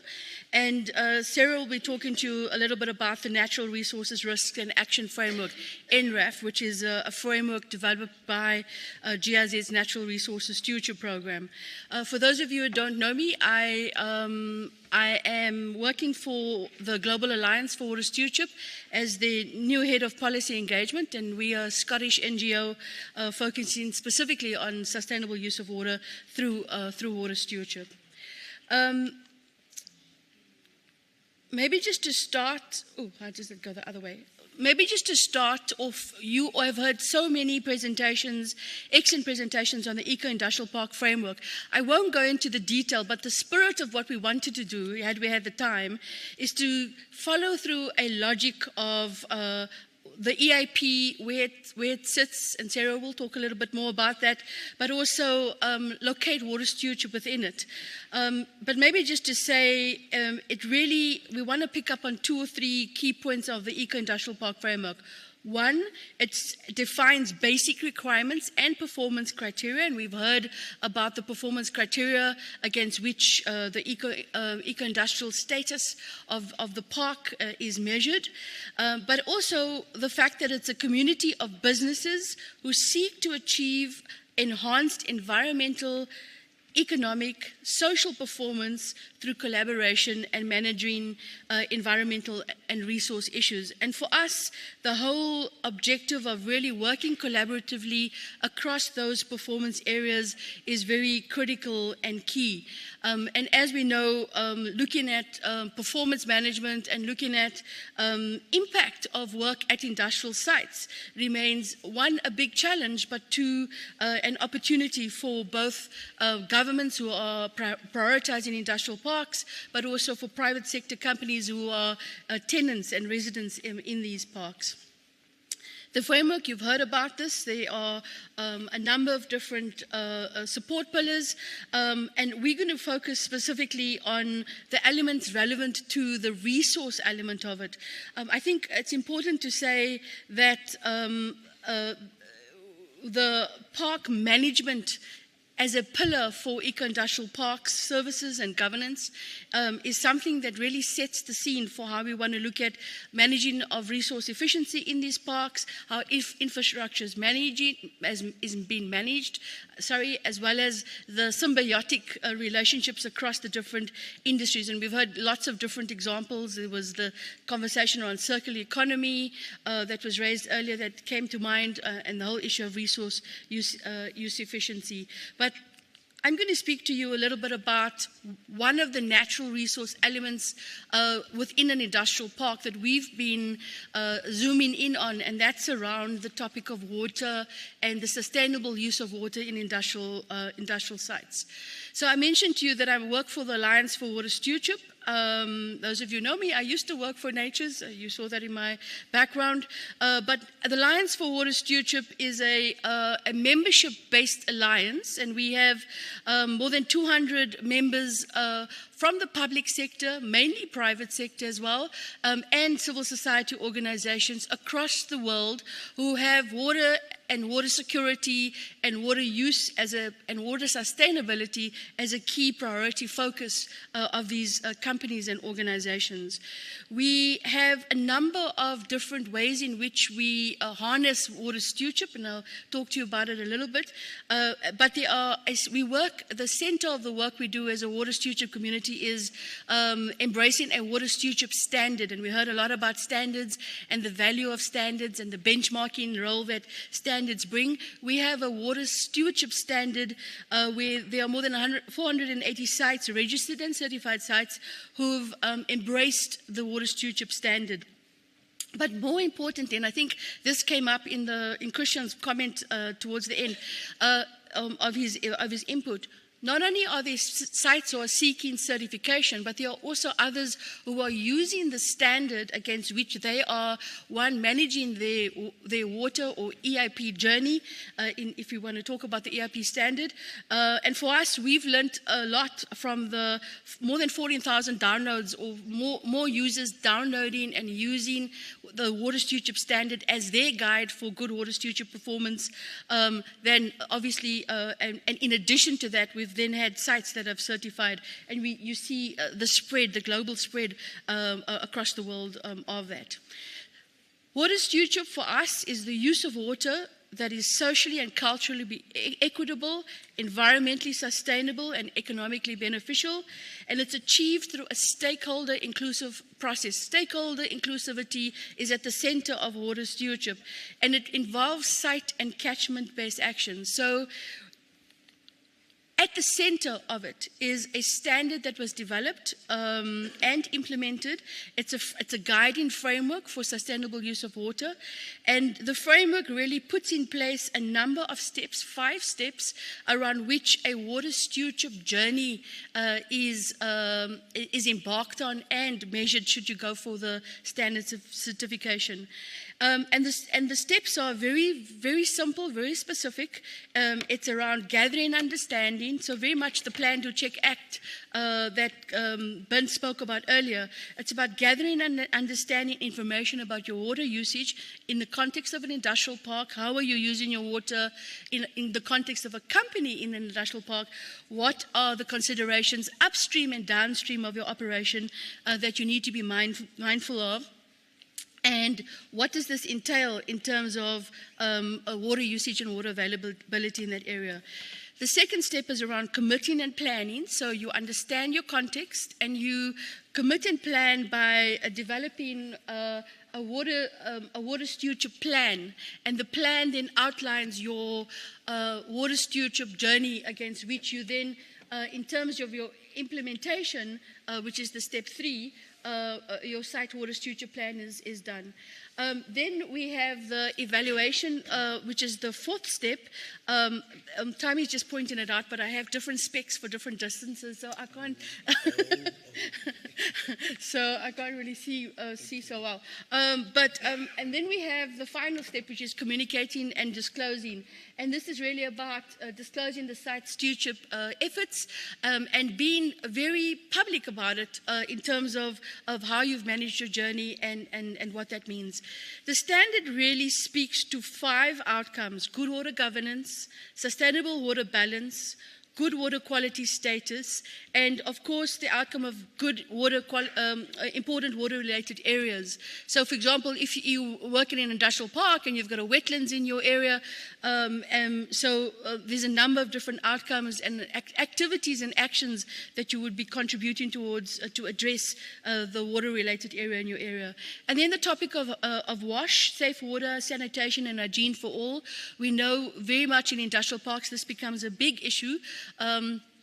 Just ask any industrial park manager to count how many toilets or how many bathroom facilities as a very basic starting point is available on site, and many will not be able to give you that number just off the top of their head. But central also to water stewardship is really the topic of collective action. It's really understanding that if you are a good water steward, you understand that you have to understand your own water usage, but you're also reliant on others to do the same. And in this instance, working collectively with others and trying to come up with collective action around water risks, shared water challenges in a catchment, in an area alongside an industrial park, or in a community that is reliant on the same water source as your industrial site becomes a big opportunity as well. So one of the big things that we've been dealing with as a global water stewardship community is trying to really unlock what do we mean by water stewardship, collective action within a water stewardship context, but not only understand what that means. There's been many different examples, you saw the map of all the people have downloaded the standard and all the sites that have been certified. They have all embarked on a collective action approaches where they understand that the site, the industrial site or the catchment where they're working, you cannot focus on that alone. You have to look at the others who share the same resource and the collective action and collective approach that's needed around it.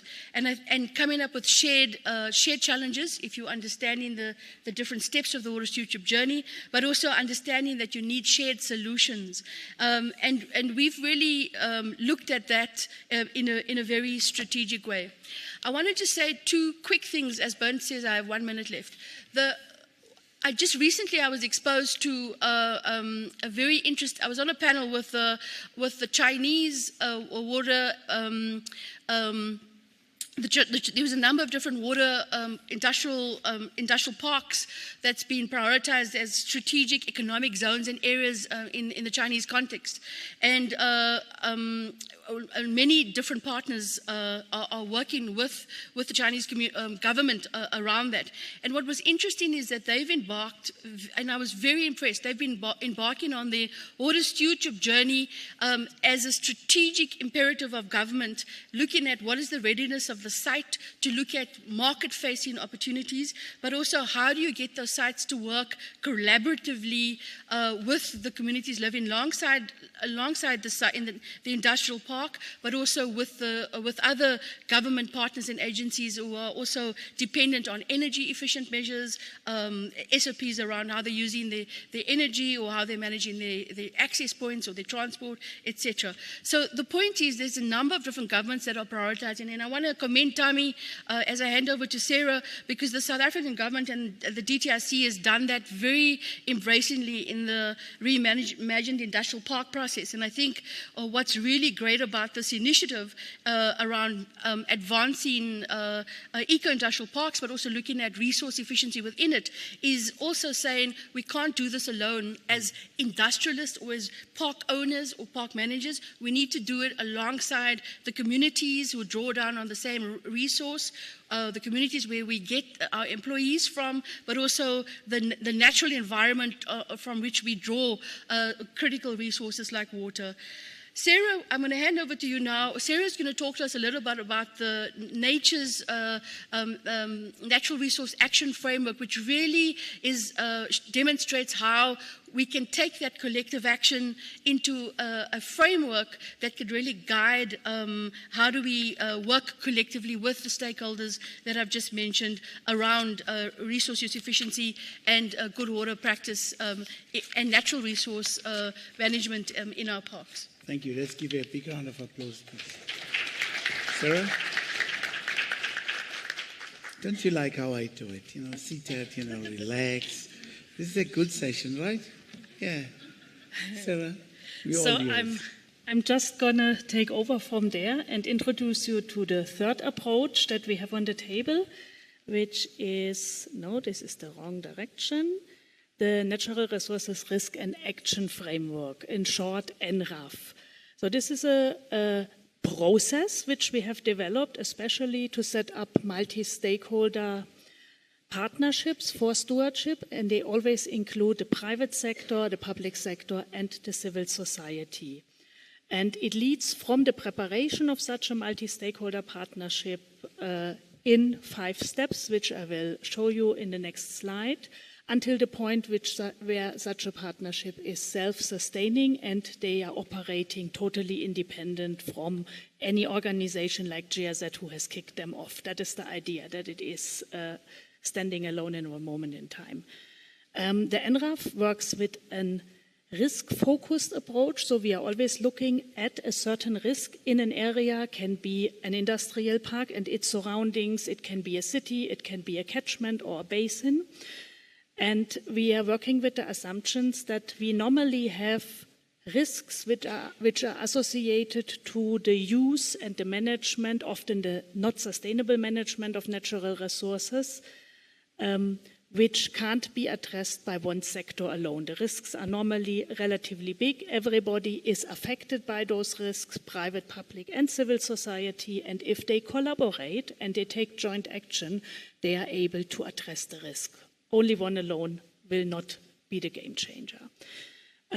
Our goal, as I said, is to reduce the risks that the stakeholders are facing, and we are doing that in a participatory and in an inclusive process. So I actually captured several times today the word of ownership around the industrial park, stakeholder engagement, inclusivity. So those are things which we are delivering with those NRAF processes for multi-stakeholder partnerships.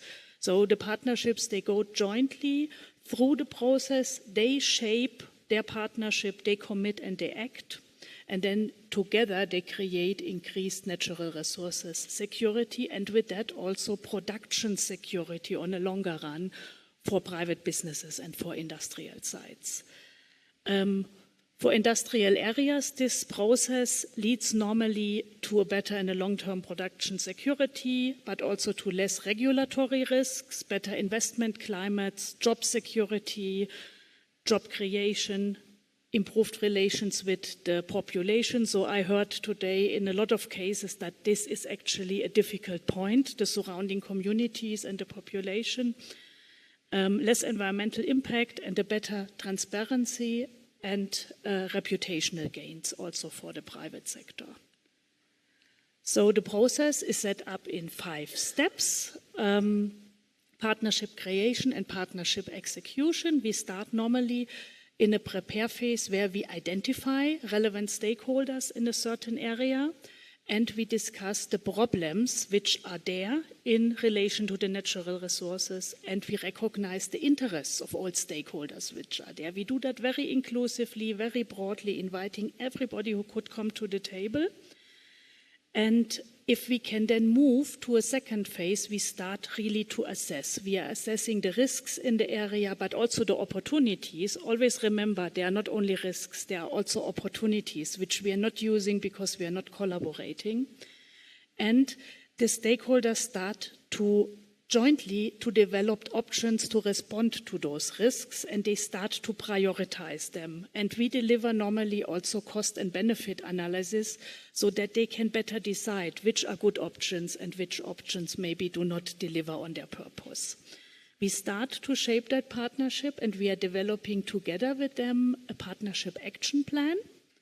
And then we move to a phase which we are calling commit, where we are developing business cases, models of delivery, and we secure the commitment of all stakeholders, which would mean in such a partnership action plan, they would sign it and they would commit to certain activities where they put resources, being it own facilities, own personnel, but also committing financial resources. So it is a joint action from the beginning to the end, also when it comes to financing.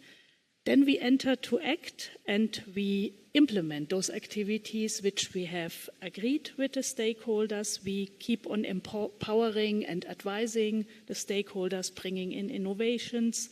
We help to coordinate and to manage, and gradually the partnership also goes totally to the side of the partners, because we always have the aim in one moment in time to pull out, and they do it then alone. And we monitor progress. And if this can go, let's say, like a circle for a couple of years, and if the partnership then is mature enough, the moment for scaling and exiting will come, and we will document the lessons learned, evaluate the impact, and ensure that the sustainable impact, which can persist over time, has been achieved. I'm continuing pressing the wrong button. So what was an interesting topic for us is, and you were also speaking in the last sessions about this integrating approaches and not duplicating things. So we wanted to show you also a little bit how those 3 frameworks, they are not exclusive. It's not, I'm doing AWS, I don't want to do EIP, or I'm doing NRAF, I'm not doing EIP. They are actually very much beneficial if we do them together, and they have a lot of synergies. So if we look at this small graphic, the inner square is the EIP, which is focusing on the industrial park, and thematically looking at energy, resources, circularity, waste, the water drop, the water is missed actually, as I note now, and we have the social engagement and the community engagement included, but at a lower intensity. Then the AWS is a layer on top where it is possible to deliver all the water-related content for the EIP implementation and for the EIP framework through the AWS certification and process. And the AWS is thematically narrow on water, but in general broader, looks at the industrial side, but also at the catchment. And it has a stronger community involvement. And then we have the NRAF, which is the bigger square, which is in a broader area, which is looking also at reducing natural resources risk at a broader scale and is also transferable to many other contexts. So we can do it in the industrial park context and surroundings, but we can also do that in cities, in catchments. We even are trying at the moment to find a way to transfer to value chains, actually. And there we have very broad engagement in biodiversity, water, soil, other natural resources, agricultural aspects, and a strong, strong community component, because civil society is part of the partnerships and they are signing up and they are also owning all activities there. I wanted to say very briefly something about the similarities and the differences. So if you look at the three frameworks, all those three frameworks emphasize on sustainability, stakeholder engagement, the need for integrated approaches to manage environmental resources sustainably. Is at different intensities, but they have very big similarities. And they all aim to minimize the environmental impacts and ensure the long-term viability of the resources, and then with that also of the livelihoods and of the economic production. The differences are, as I said, EIP framework specifically focused on industrial settings, promoting the synergies among the businesses there, water stewardship approach specialized on water resources, industrial site and catchment, and the NRAF as broader, more holistic instrument focusing on risk management and very strong environmental and stakeholder inclusion aspects. We have huge synergies. All three approaches stress the importance of integrated resource management. If we can combine them, we create a very comprehensive, create very comprehensive resource management plans which are addressing multiple challenges, which can include also beyond water, soil, energy, materials, biodiversity, whatever is interesting in the place, and we can aim at holistically improving the overall sustainability. The methodologies rely strongly on stakeholder engagement, and it's very important that the diverse perspectives are considered in decision-making processes. We can align the risk assessment methodologies of the three approaches, and we could dream about creating a unified risk management framework. I think that would be possible. And the integration of the AWS standard and the NRAF with the EIP framework is possible and very beneficial. As I explained, it delivers on the EIP the environmental, the water management, and the social component, and can help the EIP implementation. All three frameworks also prioritize monitoring adaptive management, and all three have data-driven methodologies with strongholds on different areas which can complement actually each other. With that one, I think I come to the last slides about the benefits. So if we are incorporating the three approaches, then we can really come to a point where we are managing resources in an integrated and holistic manner. This is something that is driving us very much. This will lead to more efficient use of resources, reduced waste, and also to lower operational costs. And I think it goes hand in hand with ideas like industrial symbiosis and other stuff.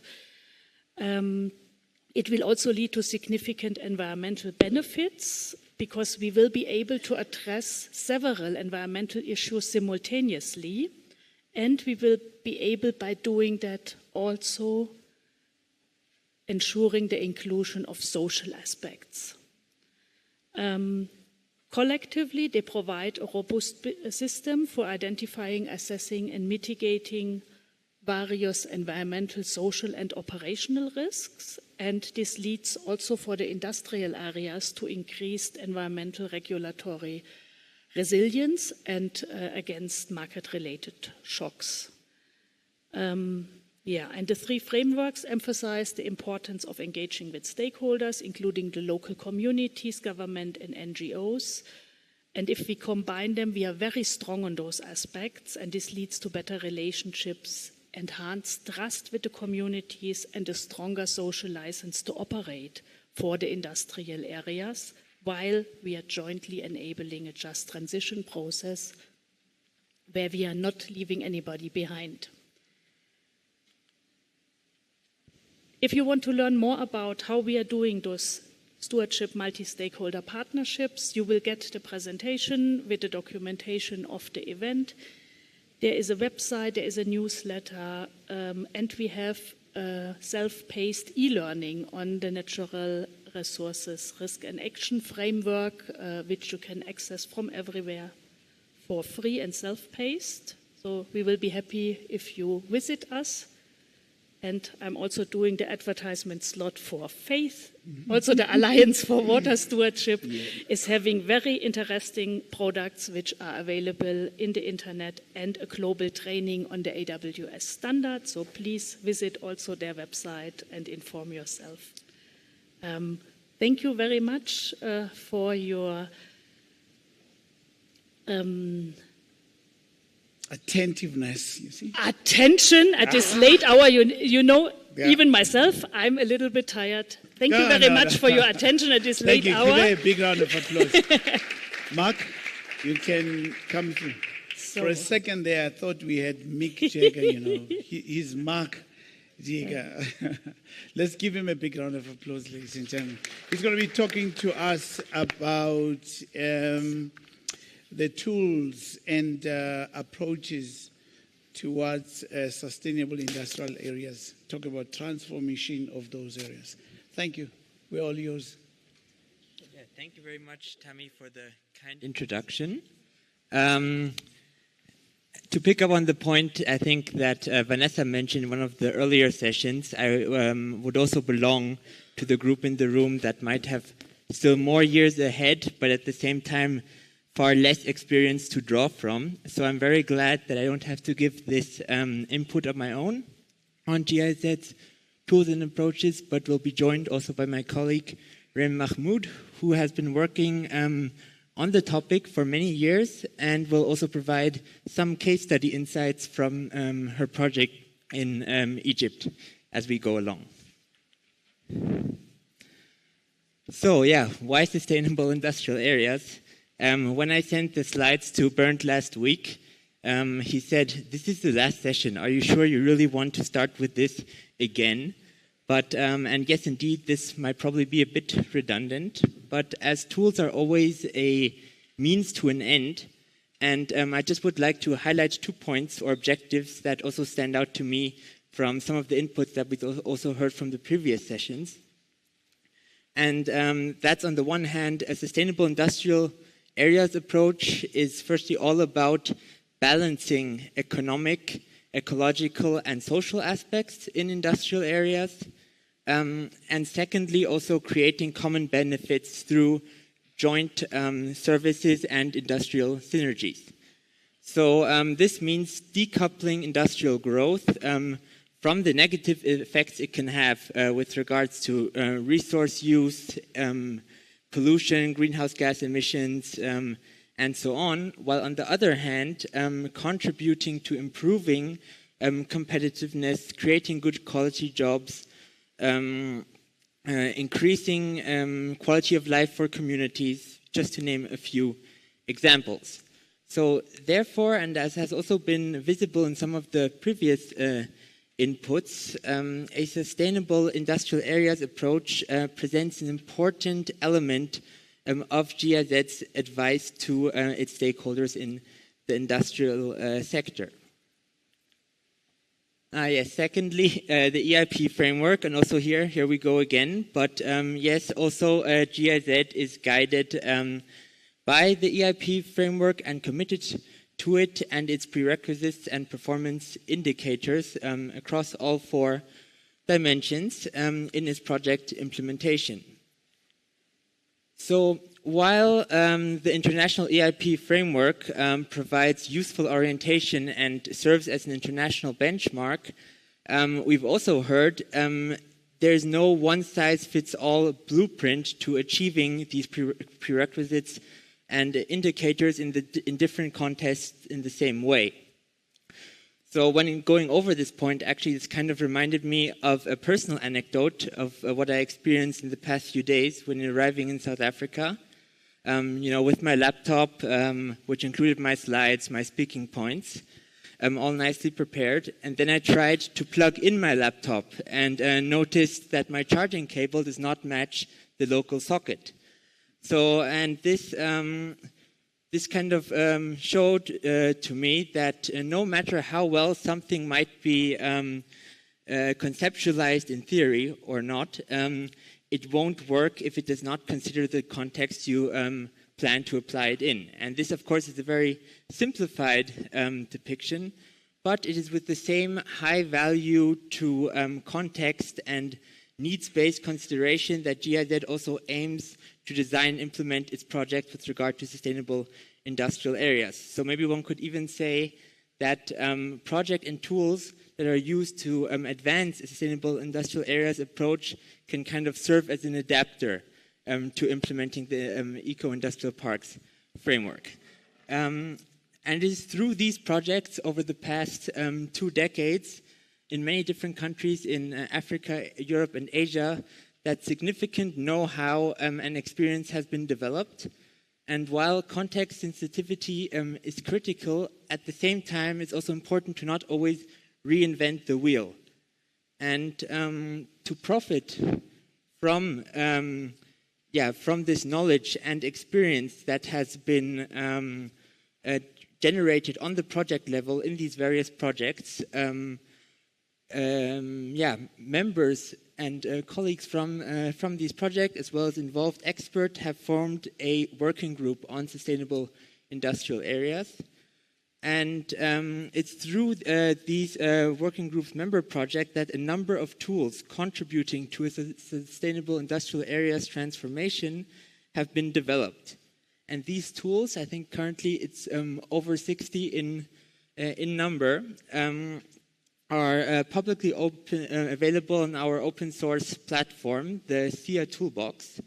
And it includes a number of trainings, assessments, manuals, and other materials, which are all publicly available free of charge. And just to give you an idea of what they can look like, let me show you a few quick examples. So firstly here, a manual with concrete steps and procedures for industrial parks to better adapt and increase resilience to climate change impacts. Then here, an example of an assessment tool, specifically the EQUIP tool, which offers stakeholders methodologies and strategy design and diagnosis approaches for evidence-based industrial policies.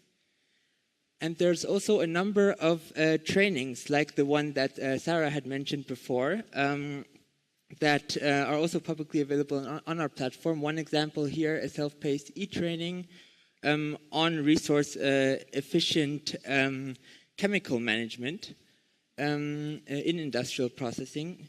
So here, just to give you an idea of the spectrum of tools that are available in the toolbox.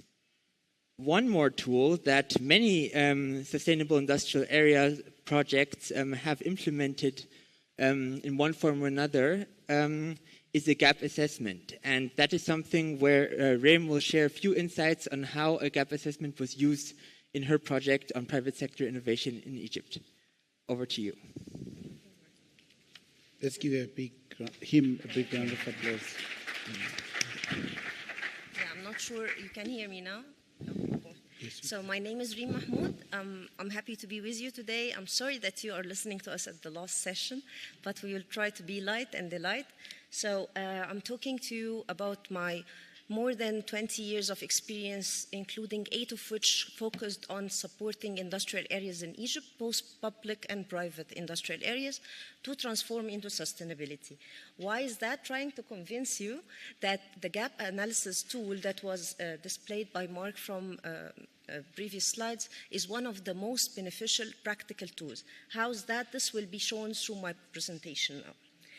So one of the big industrial areas that we supported in Egypt was Industria West, which is located at the northeast part of Egypt, and it's a very large industrial area, as you can see, with different sectors, multinational and SMEs tenants.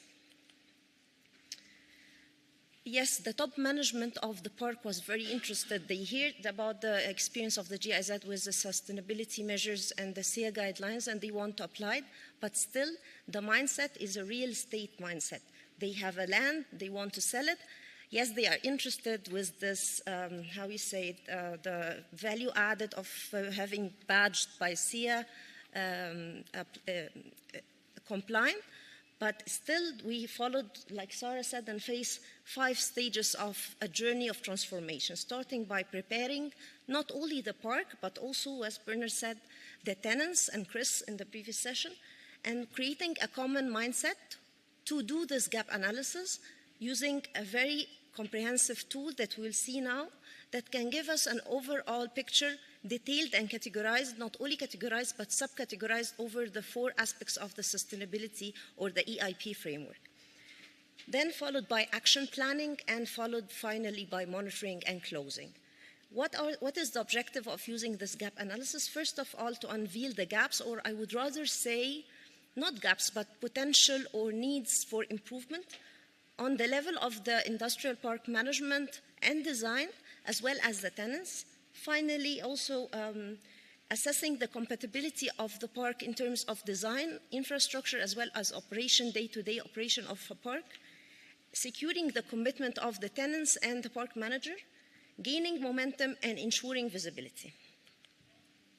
As you can see, this slide summarizes the results of such comprehensive gap analysis tool. It categorized the gaps, or as I said, the needs for improvement on the park level management, on the social and economical and environmental performance aspects, as well as subcategories inside. Not all of this was tackled, but with agreement with the tenants as well as the park manager, we agreed to focus on a 5-year action plan to support them. And as example of this intensive, there's no space that we show you the Excel sheet with all the questions and EIP indicators, but it's really a comprehensive work that took us more than 6 months with each park. But for example, we agreed that on the park management indicator, there was a need to improve the customer relationship management. So the action that was agreed with both the staff and the tenants and the park manager is that we should do a customer satisfaction services survey on regular basis. On the environmental performance, for example, there was a need to introduce the environmental and energy management system, so there was agreement that we should start together with the team doing an SOPs, as Bernard showed us in his presentation, and that is started in 2021 and almost done by 2024. Social performance, there was a need to improve the social infrastructure services, so making the park more attractive, especially for the female workers in Egypt, inside the park. And the economic performance indicator, there was a need to generate more jobs in line with the Egyptian government objectives, and that was solved by doing matchmaking events. This was an action, as well as networking with vocational training institutes in the community around. By this, I end the slide on the case of Egypt. I know it's very intensive to summarize in 4 slides, but we are here to answer any question of you, as well as to note that Swedi Group has more than 6 industrial parks, including 1 in Tanzania City, where they used what they have learned with us in Egypt and applied it in green and brownfield industrial areas. Thank you so much for listening. I hand over to Mark. Okay, Mark wants to have a bite. Yeah, sorry, I'm back again for 2 more very quick slides, just to wrap up. Thank you for this very interesting insights from you, the application of the gap assessment in Egypt. And here, just this slide should just show and demonstrate the broad spectrum regarding needs and possible entry points to advance a sustainable industrial areas transformation. And usually a gap assessment, as we've seen, is a suitable point to start. And here also a few further links that you can or are welcome to look into to these services, and also examples of how they've been integrated into other contexts or projects as well.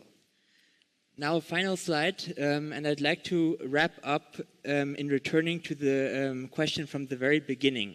Why sustainable industrial areas? So apart from the direct benefits of a sustainable industrial areas approach and tools for concrete industrial spaces, parks, their tenants, communities, and the environment directly surrounding the industrial space, sustainable industrial areas and eco-industrial parks can also be an important vehicle to advance regional, national, global agendas, as well as also critical transformations in these areas. So be it from decarbonization of the industry, advancing a just transition, or introducing sustainability in value chains.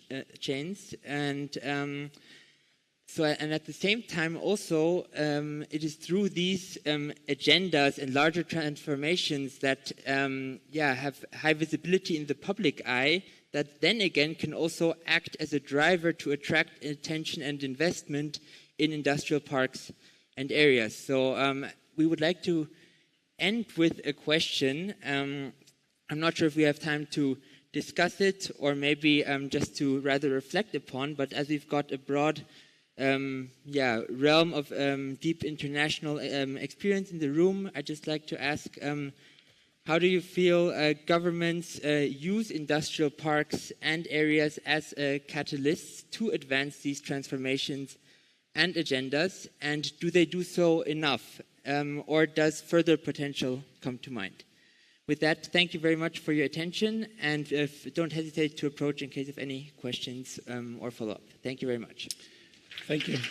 I'm sure they will be able to answer that question of yours during the Q&A session. Professor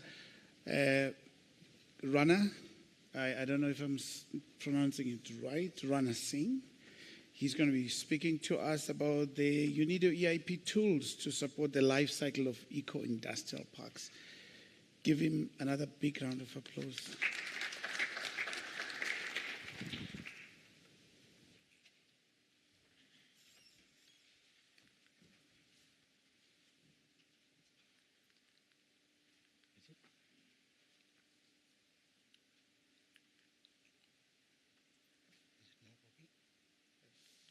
Baron, what did you do here? Did you do something? Oh, sorry. Yeah. The one below. This one. Yeah.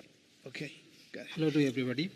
My name is Rana Singh, and on behalf of my EIP team from UNIDO, I'm going to explain something about the EIP tools. Just to begin, we know industry is one of the very important things happened since last 250 years when this small scale of industries came into picture, then its size grew. And then after some time, they were maximizing their benefit in terms of individual isolated industry. It came into existence in terms of industrial parks. And then money making was the prime thing, but ignoring so many things. There were a lot of concern about the equity distribution. There were concern about the environment. There were concern about some kind of maximizing even the economic benefit.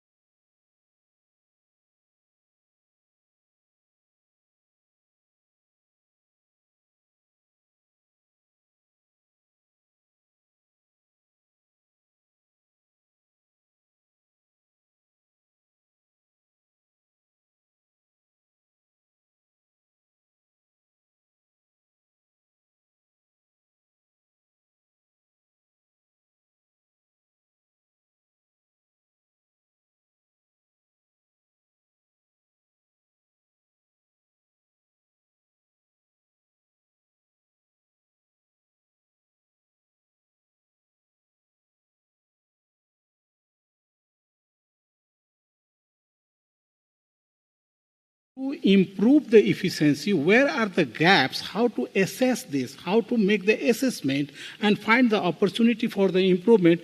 That is the second objective or the third objective. And then we need to invest into it. And where from the investment will come, how it will come, and in what way it will be sustainable, those kind of things, and where it will be making money or where it will be making more business, that is global market assessment kind of thing, and with real facts and figure, going through a lot of data collection and observations made on the spot, and making a evidence-based decision is the objective of this EIP tool. So when we are talking about EIP tool, we are talking on the surface. But if we want to deep dive, then we will understand there is a huge exercise behind it.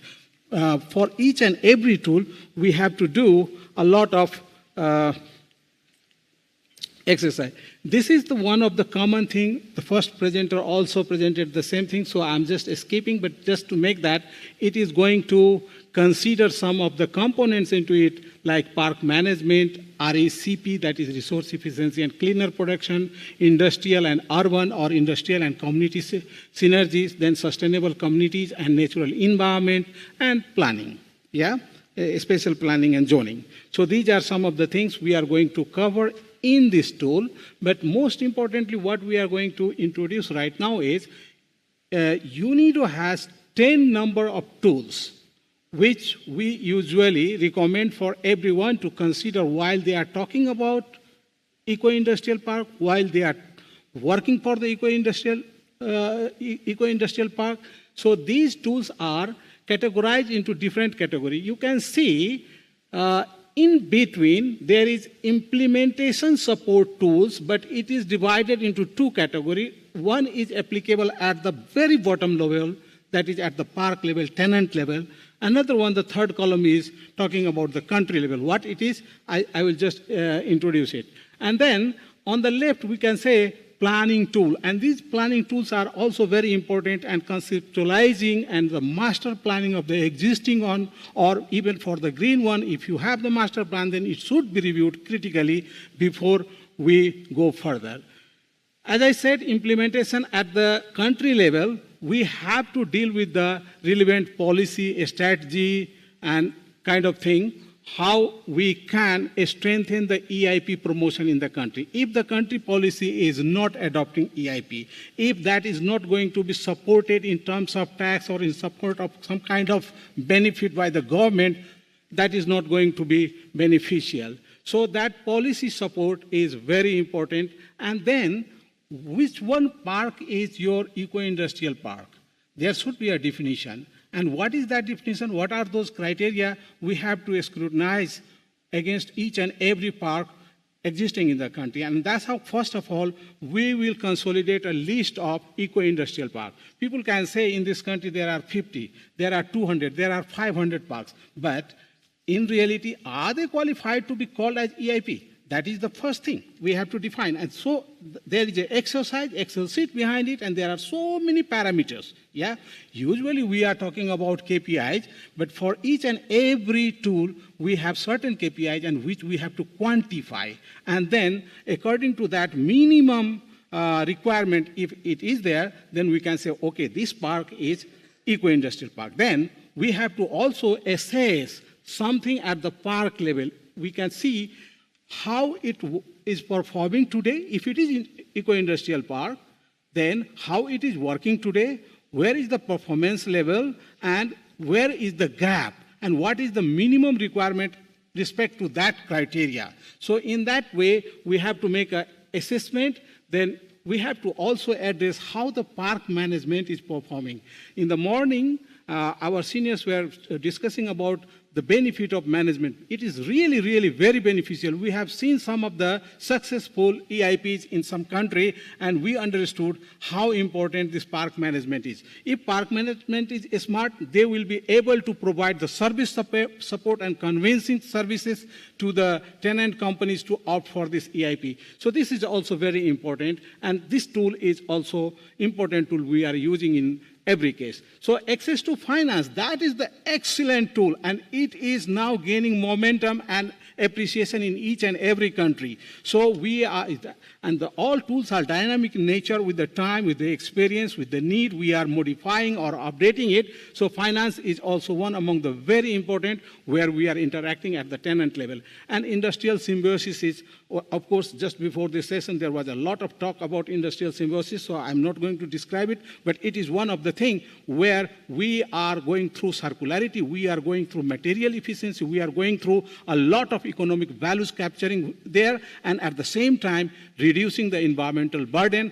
And also, of course, we have to think about the social equity distribution. So in this way, this country level and the park level kind of implementation interventions are there. And finally, monitoring tools. It is really important. In my almost 32, 33 years of professional career, I have seen if we are smart in monitoring, then you will get the good results. If you are weaker in the monitoring, whatever you are supplying, you will fail.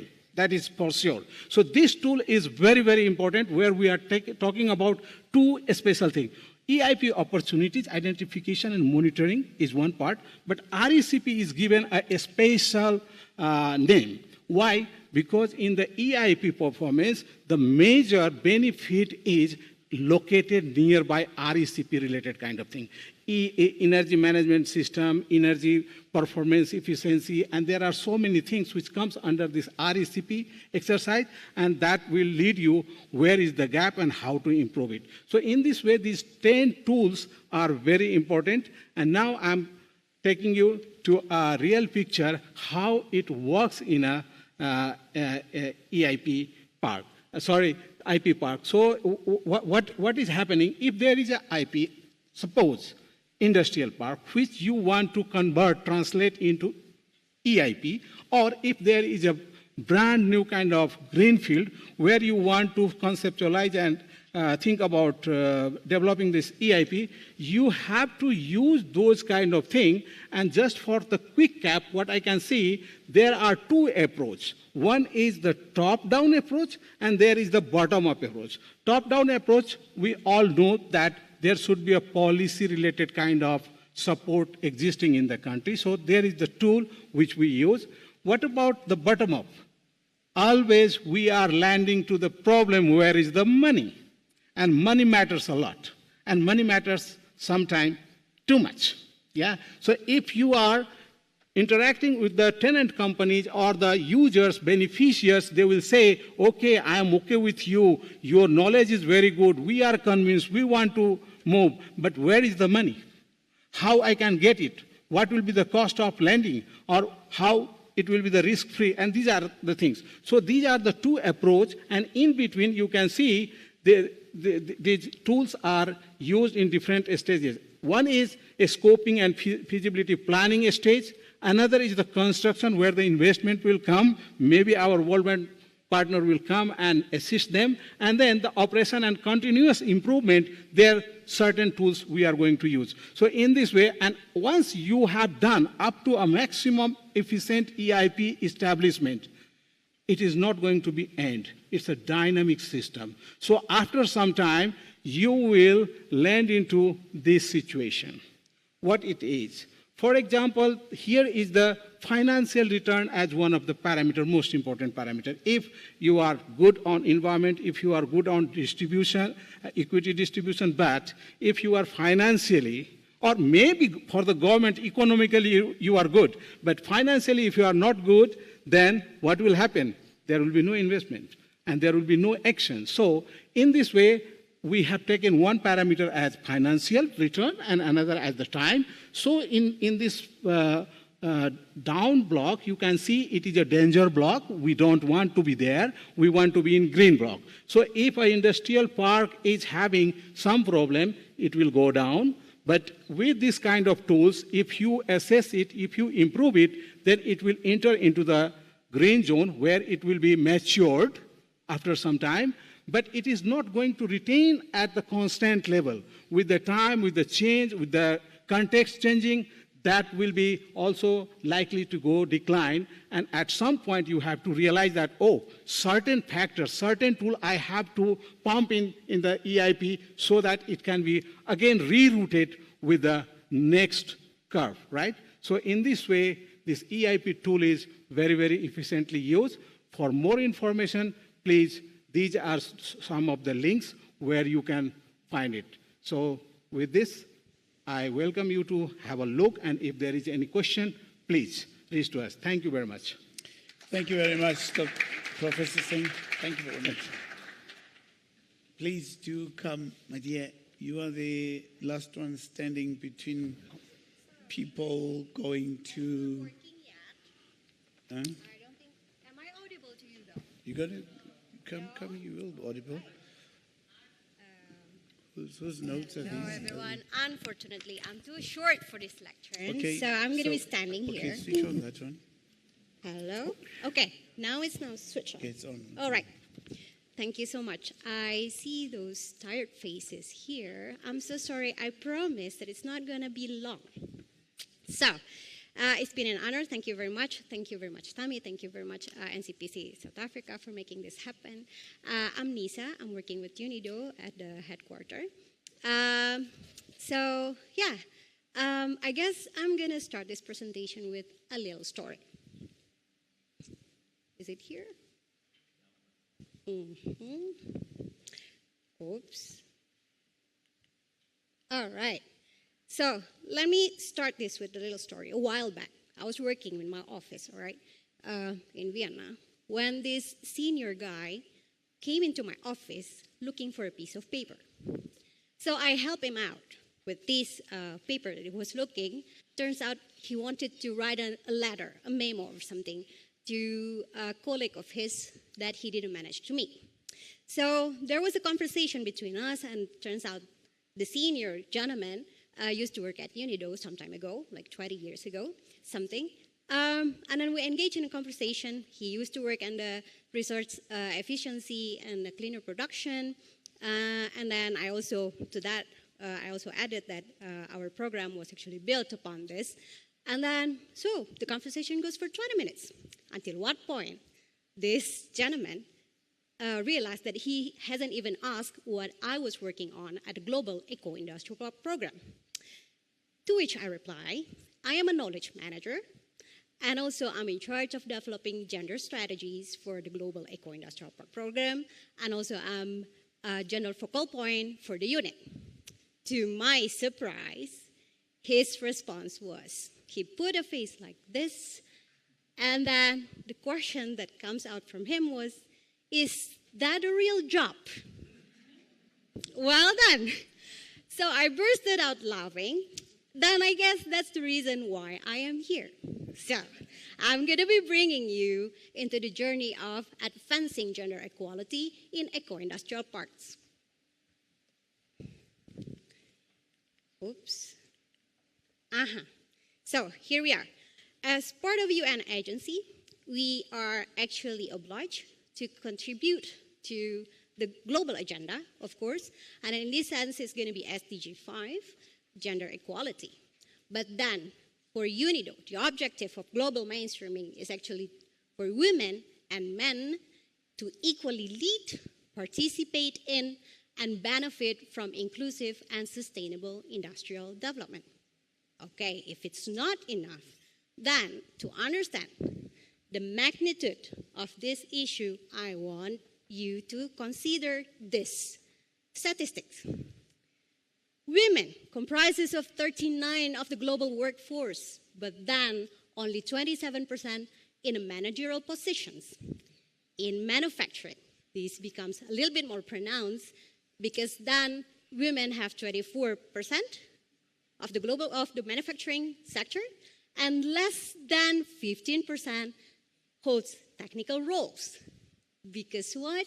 We have less women in the STEM sectors, in the science, technology, engineering, and maths, where the higher paying jobs is usually coming from. So this is a study of the IMF a while back.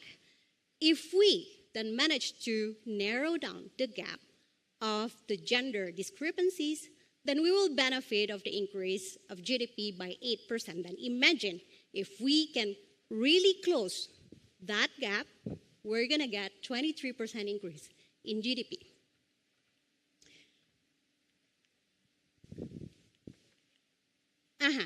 I'm not going to be talking much about this. This is just, you've seen all of this, but you know that each and every step that we have to take, we have to refer back to this. These are the 5 indicators that is outlined in the Eco-Industrial Parks, International Eco-Industrial Parks framework. But then the social aspect of, I'm talking about the social aspect of the Eco-Industrial Park program, is also that all these 11 indicators actually require gender lens to be implemented, to which I refer to, I am referring to gender perspectives are incorporated in the formulation, management, and monitoring of plans and programs. This is increasingly relevant as more and more JEEP participating countries or more and more industrial parks wanted to be certified. And there must be a baseline to assess this. So, to help our industrial parks to solve these problems, what we do, we develop a gender tool. So a gender tool was actually a tool that was derived from the women empowerment principles, 7 of them, and then we break them down into this, I'm bad at this one. All right, then we have 10 components. From these components, then we are going to break them down again into 32 elements that the companies and the industrial parks need to assess.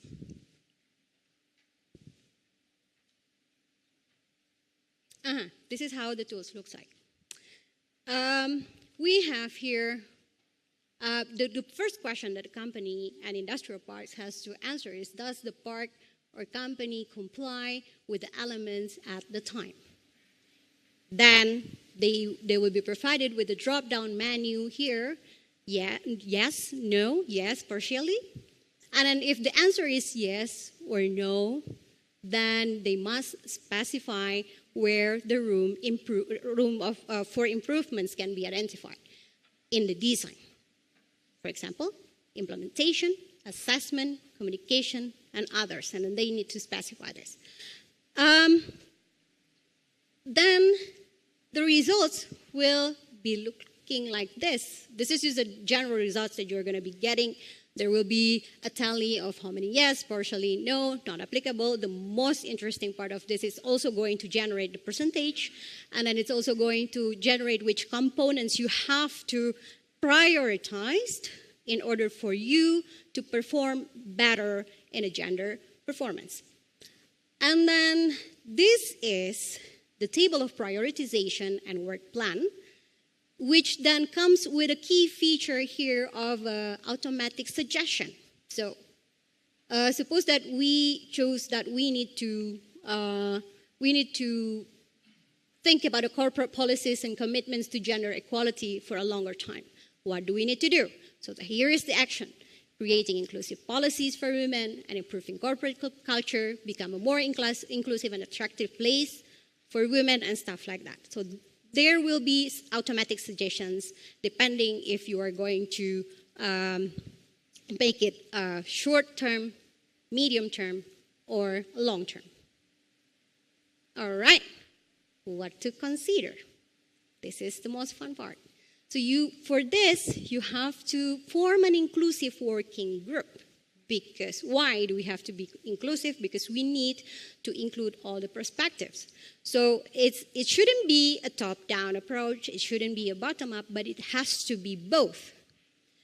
And then communicate the commitment to achieve gender equality at a company level. This is important because everyone has to know. You need to secure buy-ins from everyone, and then run the self-assessment in the working group together. So And then most importantly, communicate the action plan for necessary endorsement. So bring it to the board, have the endorsement from senior level management to ensure that everyone can be can really commit to gender advancement in your company and your industrial park. So we have tested it out, actually, these tools in Peru and Colombia. I'm not going to go into detail with this one. A while back, it was actually developed in Peru, and then we got to test this out in both Peru and Colombia in our industrial parks beneficiaries.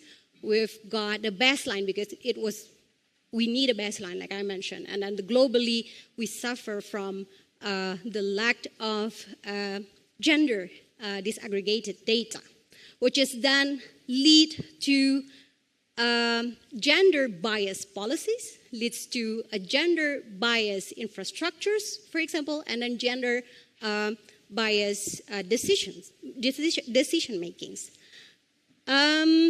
Here's the medium progress, as you can see, the component 3, participation, but here's where we really have to pay attention to.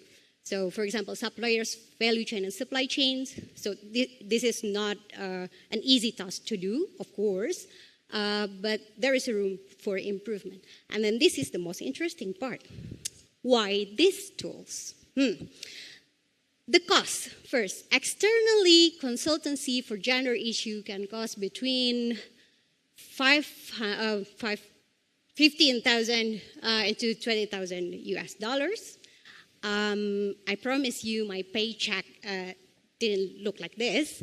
And then there's an easy application specifically designed for industrial parks and tenant companies. So there are many tools out there, including from the WEP, but then this one is specifically designed for industrial parks and tenant companies. And then this is a scientifically based tools that we created based on the UN Women methodology. And then from this, time-wise, company can immediately identify the areas of improvement and can easily trace progress. They can be used to inform board of directors, financial institutions, and certification entities. So with that, thank you very much for your attention. That's fast. I'm looking forward. And then before that, cheers to all the hardworking women out there. A round of applause. I really agree with that. You know, let's give a big round of applause for our women. Yes. I think they do excellent work everywhere, right? Oh, some men don't seemingly to agree. And women who are not agreeing are just full of jealousy. Don't you agree that women do quite a lot? You know, you're not convincing, you know. Is it too late for that? Come on, Baron, you've been chowing time here all day long. Yeah. So, ladies and gentlemen, we have sort of reached the end of our of this session. But what I'm going to appreciate from you is that maybe, let me see by show of hands, how many of you have got profound questions? That's a profound. He's bold, yes, and you. And so I've got 1, 2. So no woman, no cry. So no questions from any man from any woman about women issues, gender. You don't want to vocalize some of these challenges that you're facing. Okay. Let me take you, sir. Perfect. Thank you, Tommy. Just a question, a quick one. That framework, that tool, you might have mentioned, but where can we access that tool? The EIP one? Yeah. From Professor Rana? Yeah. Oh, which one? No, the one right at the end for just measuring the gender. Oh, the gender one. The gender one. Yeah. The gender one for the time being is still only accessible in Spanish, but in the next weeks to come, we will make it available in Knowledge Hub, UNIDO Knowledge Hub, the one in English. So it is easily adaptable. It can be, translated into all other languages. Brilliant. Thank you. Thank you very much. Thank you. Great. Okay, there's another question there, sir. You're not technologically challenged like my friend was sitting there. No. Okay. My question is just an observation, hearing from all the presenters. Tools. There are so many tools that, if you talk to people like us who are practitioners, we feel like, the process is all academic, and all they're trying to build on the EAP processes. So my question is there no way we can harmonize so that we can two-pager of tools that build on the same? Yeah, I like that. I think it's more practical. So I'm gonna throw the question to all the academicians that we have here. Prof, can we harmonize? Yes. And so doctors I was also observing the same thing from the morning. Different people are explaining their tool and how to conserve the area, how to conserve water, and this is called this organization tool, that organization tool. But we have also taken into consideration how to reflect that kind of objective explained by many people in our EIP set of 10 tools. Maybe there will be additional one or two more tools coming in future because it's based on need or some kind of context, right? So the EIP 10 tools, what we have explained to you, it is more or less covering everything what you would need for translating IPs into EIP. Yeah, I think this is a very genuine observation, and NCPC, parent, and team, this is an easy one for me. We need to harmonize. Faith, I don't know. I know you just a speaker here, but what do you think? If I can just ask for your observations. But I think we really need to harmonize. There's quite a lot of tools, of systems, and these things interlink that we've all been talking about. And somehow we need to just find a way of simplifying them for practitioners on the ground, especially those who have just to run some of the templates to help these communities in industrial parks, So you don't want to take them off for a couple of weeks, bombarding them with quite a load of information. But yes, I think this is they can use a certain portal like we have started to do in case of South Africa, where we're going to have a portal at NCPC of all the material. But I think at the end, there needs to be a simplified version for people to, yes, don't frown at me. I said simplified, don't complicate things. This is South Africa, not Germany. Maybe, you can hear me. I was sitting here thinking, Sarah just mentioned this is the tools session. Mm-hmm. So, of course, we are going to talk about tools. But I think, to Kash's point, I think it's a very important point that we need to make sure that the tools that are available are also simplified for the users who need to use them, and that we shouldn't overwhelm the colleagues who have to apply many of the different tools that we used. But I also thought of something else. Yeah. I think it's important that as a practitioner working on whether it's implementing the eco-industrial park framework or a symbiotic process or doing the calculations that's needed, I don't know, around water usage or your carbon footprint or whatever, I think it's important that you know that there are excellent resources out there across different organizations and different platforms, and access to those instruments and tools is critical. And I think what I like about this session is that a lot of all the tools actually that was spoken about is open source, it's available, and it will be translated, like the gender tool, in different languages as well. So I think for practitioners, there's a community out there that's focusing on not just making sure you have the information needed to do the job that you need to do, but that it's accessible. So I think that's the one principle that I think is a very rich and important one.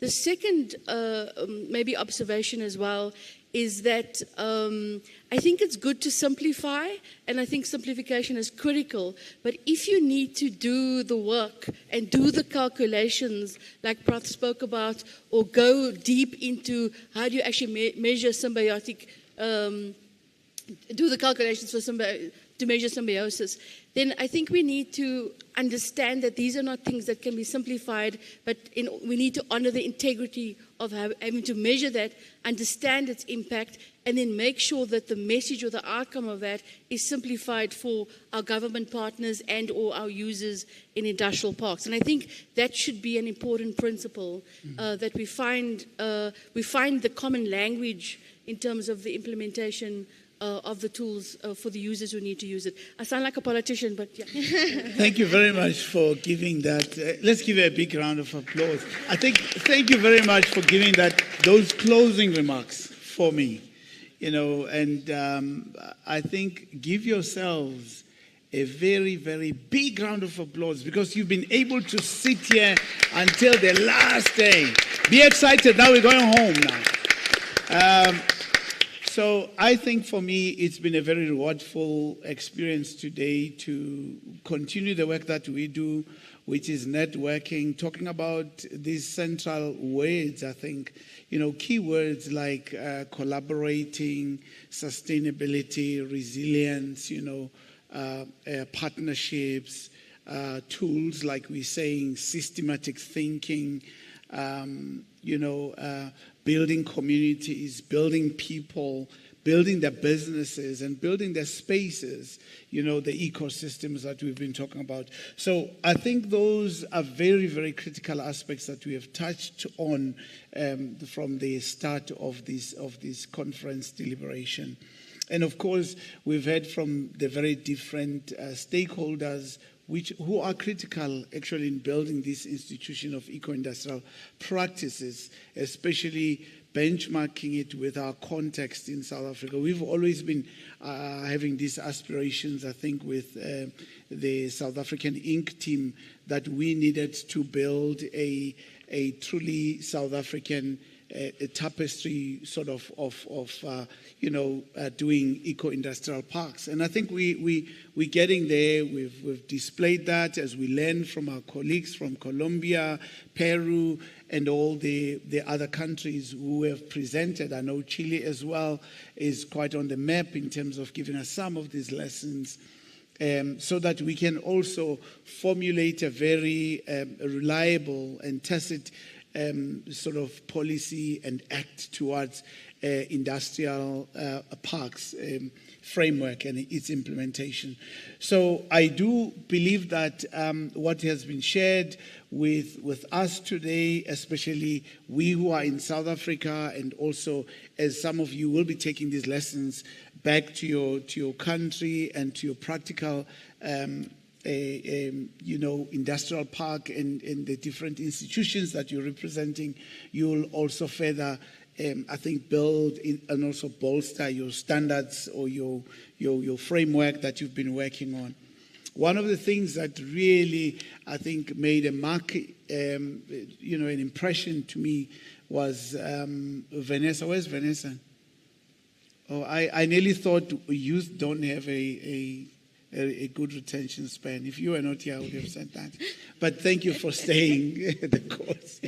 Because I'm told, the young generation, their attention span is very limited, But she stayed on. So we give you a very big round of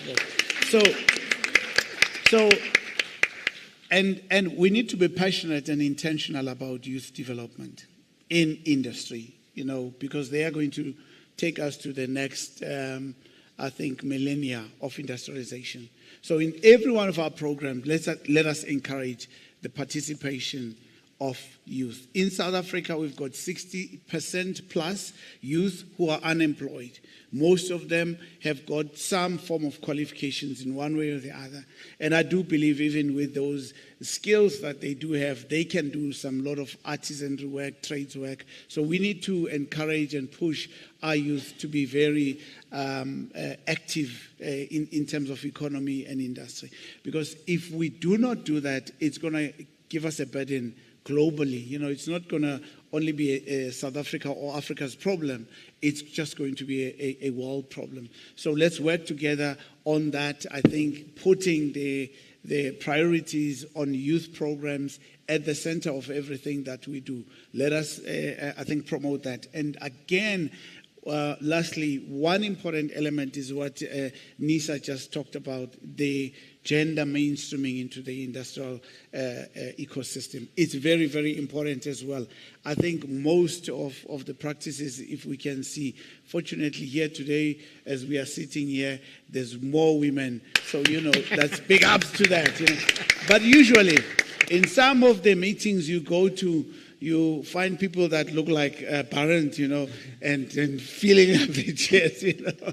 So, you know, it's only men usually. So we need to slowly be intentional once again with those systems. If we are intentional, we design programs, we listen to women, we work with them, we can find quite a lot of lessons. In where I come from, the experiences that I know of in the townships, in the rural communities that I've worked with, I know women are able to feed a family of 13, one woman. A man, when he finds money, he goes and he drinks and, you know, with his friends, that the money is finished. But a woman is able to share the money with 13 people. So I think, you know, based on that, we should really appreciate and take to cognizance that if we empower a woman, like we say in South Africa, you empower a nation, you know, a community and a nation. But a man, I don't know.